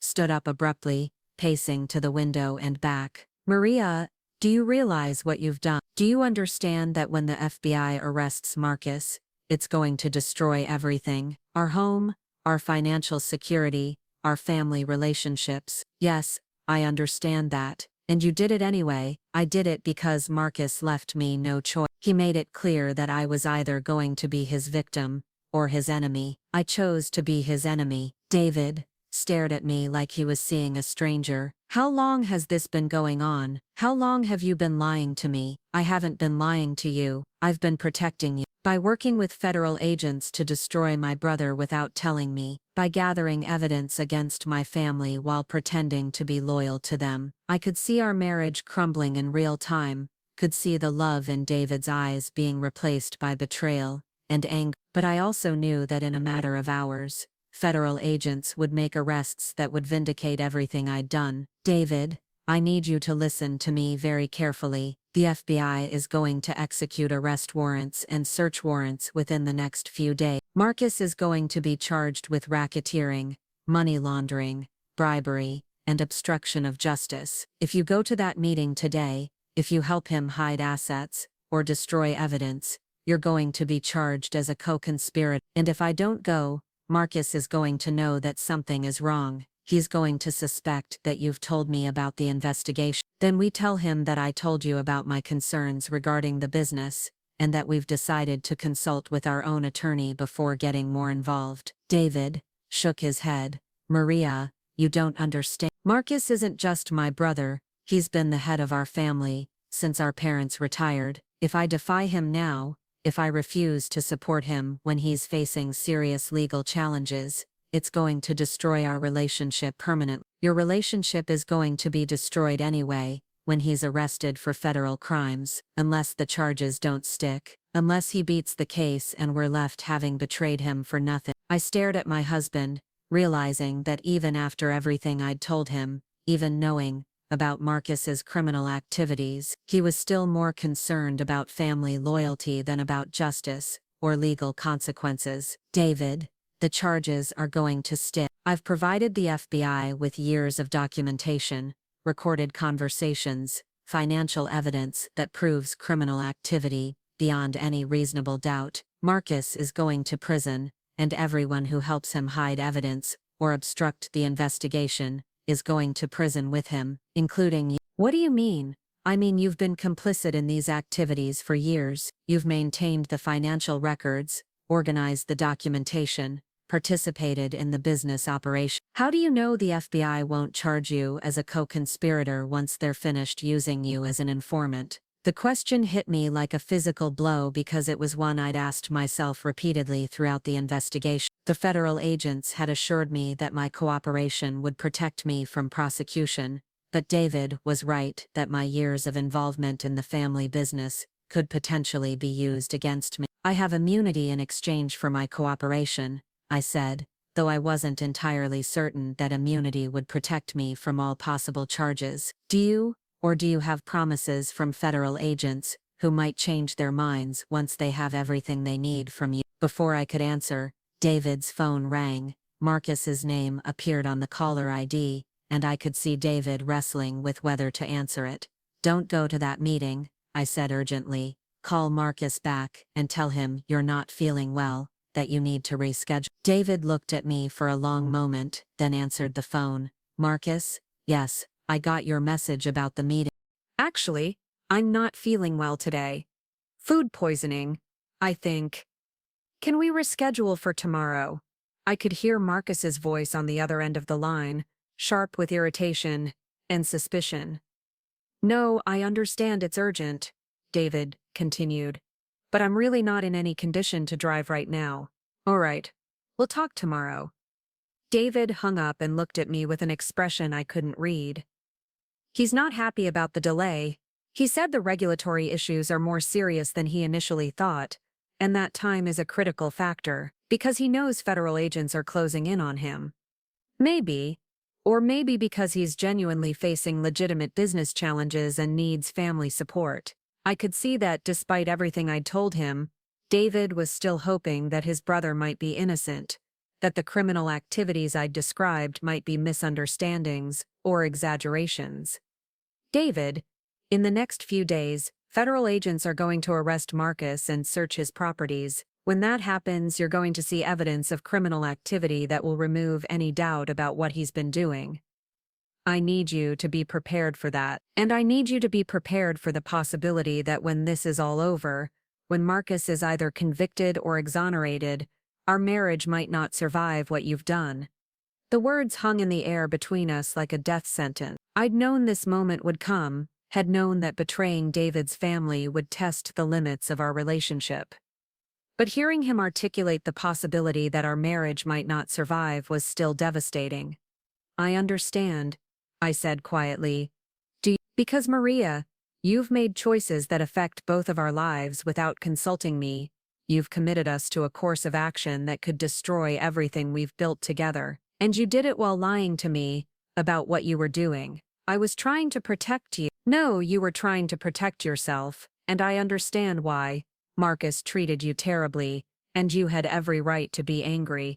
But Maria, Choosing to destroy him was a choice you made for both of us, and I'm not sure I can forgive you for making that choice without me. I wanted to argue, wanted to make him understand that Marcus had left me no alternative, that I'd been fighting for our survival in a war David didn't even know was being fought, but I could see in his eyes that explanations wouldn't be enough. The damage was done, and the full scope of it wouldn't be clear until federal agents finished dismantling the Castellanos empire. As David left for school, moving carefully around me like I was a dangerous stranger, I realized that winning the war against Marcus might cost me everything I'd been trying to protect. In 72 hours I would have my vindication and my justice, but I might lose my husband in the process, and I wasn't sure that victory would be worth that price. The morning of the federal raids dawned clear and unusually cool for Phoenix in October, the kind of perfect weather that made the desert seem peaceful and welcoming. I stood at our kitchen window watching the sunrise paint the mountains gold while David ate breakfast in silence, both of us moving around each other like polite strangers sharing temporary space. He'd barely spoken to me since learning about my cooperation with the FBI, and the distance between us felt like a chasm that grew wider with each passing hour. My secure phone buzzed with a text from Agent Chen. Teams in position. Execution begins at 0800. Stay safe. 8 o'clock. In 30 minutes, federal agents would simultaneously execute search warrants at Marcus's office, the family estate, and several associated properties. In 30 minutes, the Castellanos criminal empire would begin its final collapse, and everything I'd worked toward for months would finally come to fruition. I'm going to be late for school, David said, rinsing his coffee cup and avoiding my eyes. Department meeting this morning. David, I said, turning from the window. You should probably call in sick today. He paused, his hand on the dish towel. Why? Because in a few minutes federal agents are going to arrest Marcus and search this property. Because there are going to be news crews and reporters and chaos, and you don't want to be driving to work when it happens. David's face went pale. Today? It's happening today. Yes. He sank into his chair, staring at me like I was a stranger who'd just announced the end of the world. And you've known this was coming. You've been sitting here calmly making coffee while knowing that our entire lives were about to explode. I've been preparing for it. Yes. Jesus, Maria. How can you be so calm about this? I looked at my husband, this gentle man who taught high school history and believed in the basic goodness of people, and tried to explain something he would never fully understand. Because I've been living with the knowledge of what Marcus really is for years. Because I've been afraid of him, threatened by him, humiliated by him. Because this isn't the end of my world, David. It's the beginning of my freedom from his world. Before David could respond, we heard the distant sound of helicopters approaching from the south. I walked to the front window and saw a convoy of black SUVs turning into the estate's main gate, followed by news vans and camera crews who had clearly been tipped off about the operation. It's starting, I said quietly. David joined me at the window, watching as federal agents in tactical gear surrounded the main house. Marcus's silver Mercedes was in the driveway, which meant he was home, probably drinking his morning espresso and reading the Wall Street Journal with no idea that his carefully constructed empire was about to crumble around him. Agent Chen had warned me that the raids would be dramatic and highly visible, designed to prevent the destruction of evidence and to send a clear message about the seriousness of the charges. As we watched, agents approached the front door of the main house while others positioned themselves around the property's perimeter. Even from our guest house 200 yards away, we could hear the sharp knock and the shouted announcement, "Federal agents, search warrant." "This is really happening," David whispered, more to himself than to me. "They're actually arresting Marcus." Through the main house's large windows, we could see figures moving inside as agents began their search. Catherine appeared briefly in the living room, gesturing frantically at someone we couldn't see, her perfect composure finally cracking under the pressure of federal investigation. Then Marcus emerged from the house, dressed in his usual expensive suit, but with his hands secured behind his back in federal restraints. Even from a distance I could see the rage and disbelief on his face as agents guided him toward one of the waiting vehicles. This was a man who had controlled every aspect of his environment for decades, who had believed his wealth and connections made him untouchable, now reduced to just another criminal being processed by the justice system. They're arresting him, David said, his voice hollow with shock. They're actually arresting my brother. I felt a complex mixture of emotions watching Marcus being loaded into the federal vehicle. Relief that the man who had threatened and humiliated me was finally facing consequences for his actions. Satisfaction that the methodical work of building a case against him had succeeded. But also sadness for David, who was watching his family and his understanding of his own life disintegrate in real time. The agents remained at the main house for hours, carrying out boxes of documents, computer equipment, and files. News helicopters circled overhead while reporters established positions outside the estate gates, broadcasting live updates about the arrest of prominent Phoenix businessman Marcus Castellanos on federal racketeering charges. David spent the morning on the phone with his school explaining that he wouldn't be coming in due to a family emergency. He also called his elderly parents in Tucson, trying to explain what was happening without fully understanding it himself. Mom, yes, Marcus has been arrested. No, I don't know all the details yet. Yes, Maria and I are fine. No, we don't need you to drive up here right now. I could hear his mother's voice through the phone, sharp with panic and confusion, asking questions that David couldn't answer because I'd kept him in the dark about the investigation for so long. Around noon, Agent Chen arrived at our door, accompanied by 2 other agents I didn't recognize. She looked professionally satisfied but also concerned as she asked to speak with us privately. Mrs. Lopez, Mr. Castellanos, she said as we gathered in our living room, the execution of the search warrants has been highly successful. We've recovered extensive documentary evidence, computer files, and financial records that corroborate everything Mrs. Lopez provided to us. David looked at me with an expression that mixed hurt and anger. Everything she provided to you, exactly how much evidence are we talking about? Agent Chen glanced at me for permission to continue, and I nodded. Your wife has been cooperating with our investigation for several weeks. She provided us with years of financial documentation, recorded conversations with your brother, and detailed information about the criminal enterprise's operations. Recorded conversations. Mrs. Lopez wore a recording device during her meeting with Marcus several days ago. She captured him admitting to bribing public officials, laundering money, and attempting to obstruct federal investigation. David stared at me like he'd never seen me before. You wore a wire? You actually wore a recording device to secretly tape my brother? Yes? My God, Marie, you really did this. You really destroyed him. Agent Chen intervened. Mr. Castellanos, your brother destroyed himself. The criminal activities we've uncovered span more than a decade. Bribery, money laundering, tax evasion, fraud. These aren't minor infractions or gray area business practices. This is a sophisticated criminal enterprise that generated millions of dollars through illegal means. And Maria has been documenting all of this. Your wife has been instrumental in exposing crimes that might never have been prosecuted without her cooperation. She's performed a significant public service. David laughed bitterly. A public service that's going to destroy my family and probably my marriage. Agent Chen's expression grew more serious. Mr. Castellanos, we need to discuss your potential involvement in these activities. We'll need to interview you extensively about your knowledge of your brother's business operations and your potential participation in any criminal conduct. I told Maria that I was kept separate from the business operations. Marcus never included me in financial decisions or business planning, but you benefited from the proceeds of criminal activity. You lived on property purchased with illegal income, used credit cards and bank accounts funded by criminal proceeds,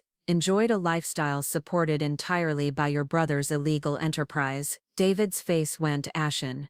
Are you saying I'm going to be charged with crime? That depends on what our investigation reveals about your knowledge and participation. If you genuinely had no awareness of criminal activities and no involvement in the illegal operations, we might be able to work out a plea agreement that focuses on asset forfeiture rather than criminal prosecution. The property you're living on, the vehicles you drive, the bank accounts in your name, if they can be traced to criminal proceeds, they'll be subject to federal seizure. David slumped in his chair, the full scope of his situation finally becoming clear. So even if I'm not charged with crimes, I'm going to lose everything?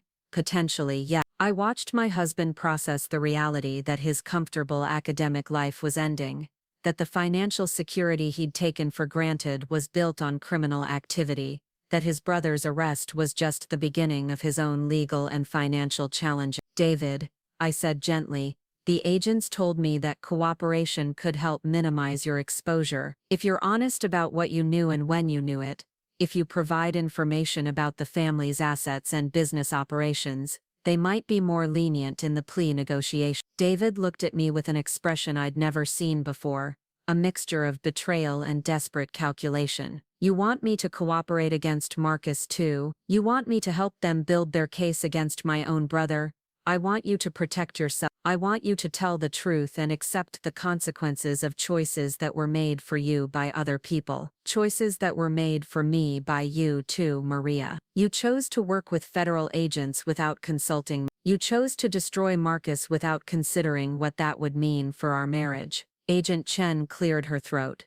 Mr. Castellanos, you don't have to make any decisions about cooperation today, but you should understand that the window for voluntary cooperation is limited. Once charges are filed, once this moves into the formal prosecution phase, the opportunities for plea negotiations become more restricted. After the agents left, David and I sat in our living room in silence, watching through the windows as federal investigators continued processing the main house. The news crews had multiplied, with reporters doing live broadcasts about the dramatic arrest of the Castellanos family and the federal investigation into their real estate empire. Maria, David said finally, I need to understand. When you first started gathering evidence against Marcus, when you first contacted the FBI, did you consider what this would do to us? Did you think about what it would mean for our marriage? I thought about how to answer honestly without destroying what little remained of our relationship. I thought about it constantly, but David,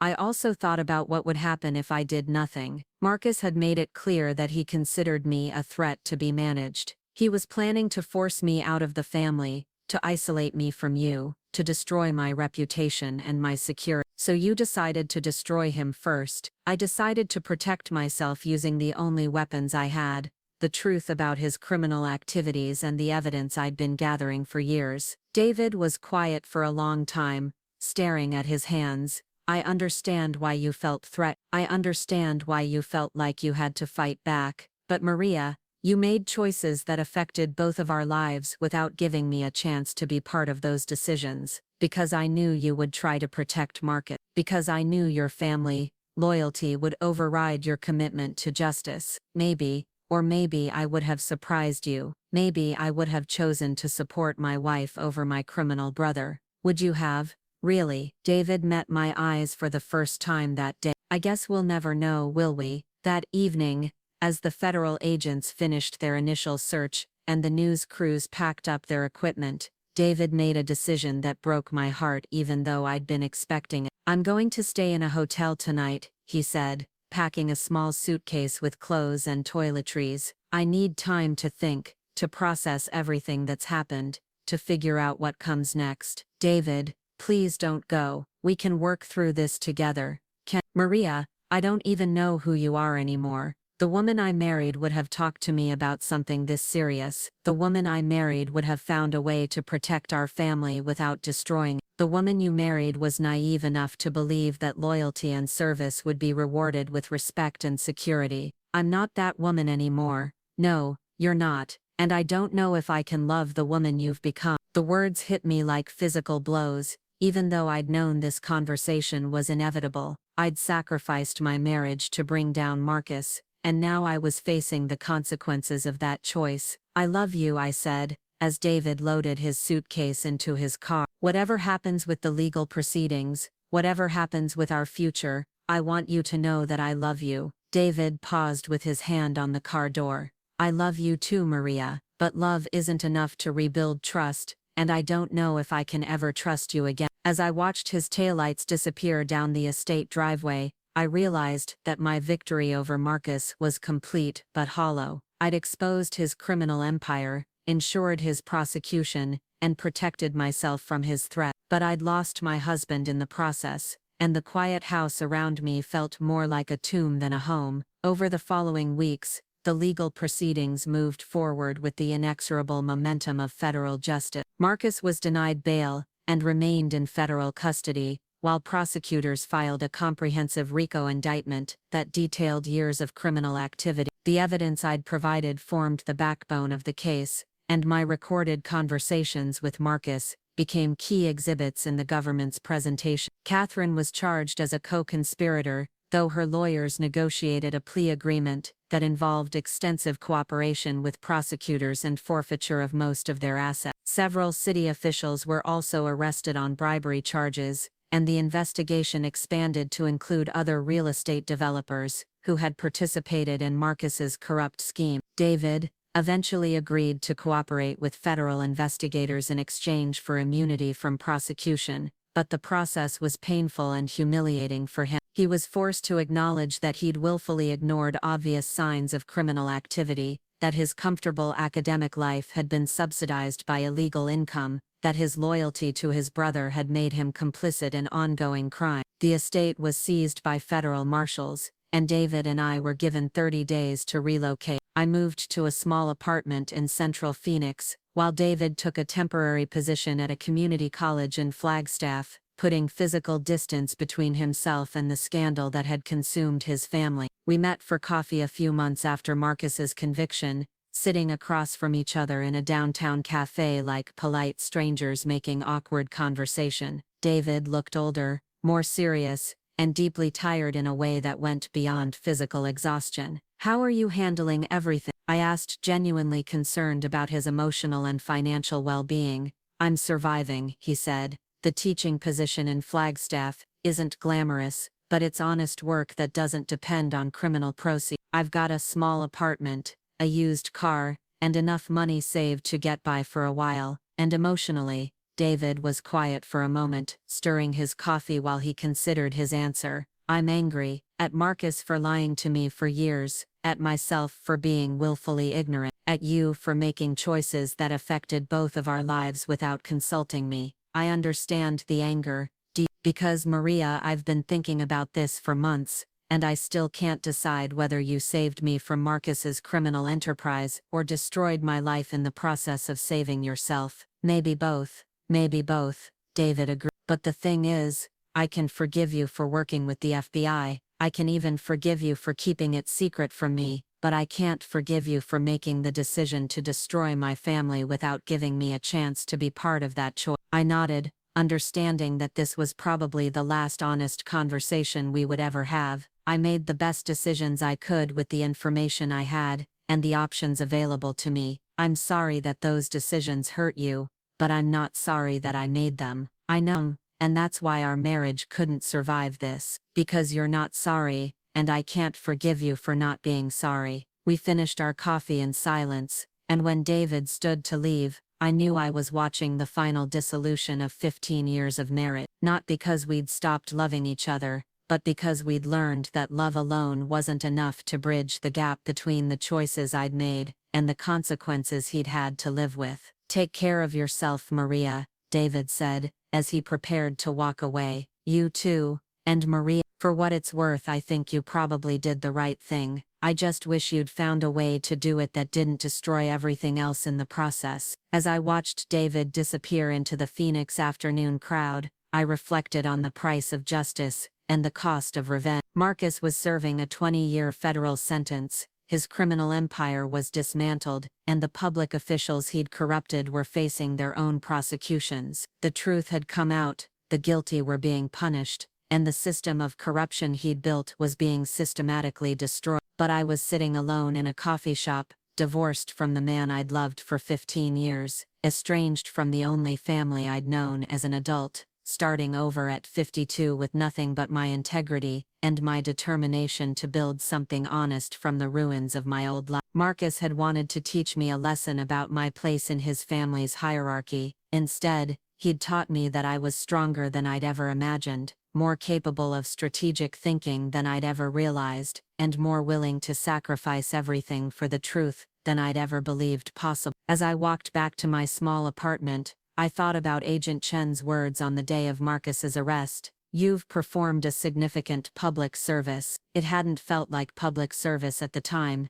It had felt like survival, like fighting back against people who considered me expendable. But maybe that's what justice really is. Ordinary people deciding they won't be victims anymore, and taking whatever action is necessary to protect themselves and expose the truth. Marcus had underestimated me from the beginning, had seen me as a simple woman who could be manipulated, threatened, and ultimately discarded when I became inconvenient. His greatest mistake hadn't been underestimating my intelligence or my capacity for documentation. His greatest mistake had been underestimating my willingness to lose everything in order to ensure that he lost everything too. In the end, I'd learned that sometimes the only way to save yourself is to be willing to destroy the world that's trying to destroy you. Sometimes justice requires sacrifice, and sometimes the price of truth is everything you thought you wanted to protect. But as I unlocked my apartment door, and stepped into my small honest space, I realized that I'd gained something more valuable than the comfortable life I'd lost. I'd gained the knowledge that I could survive anything, that I could rebuild from nothing, that I was nobody's victim unless I chose to be. Marcus had tried to erase me from his family's story. Instead,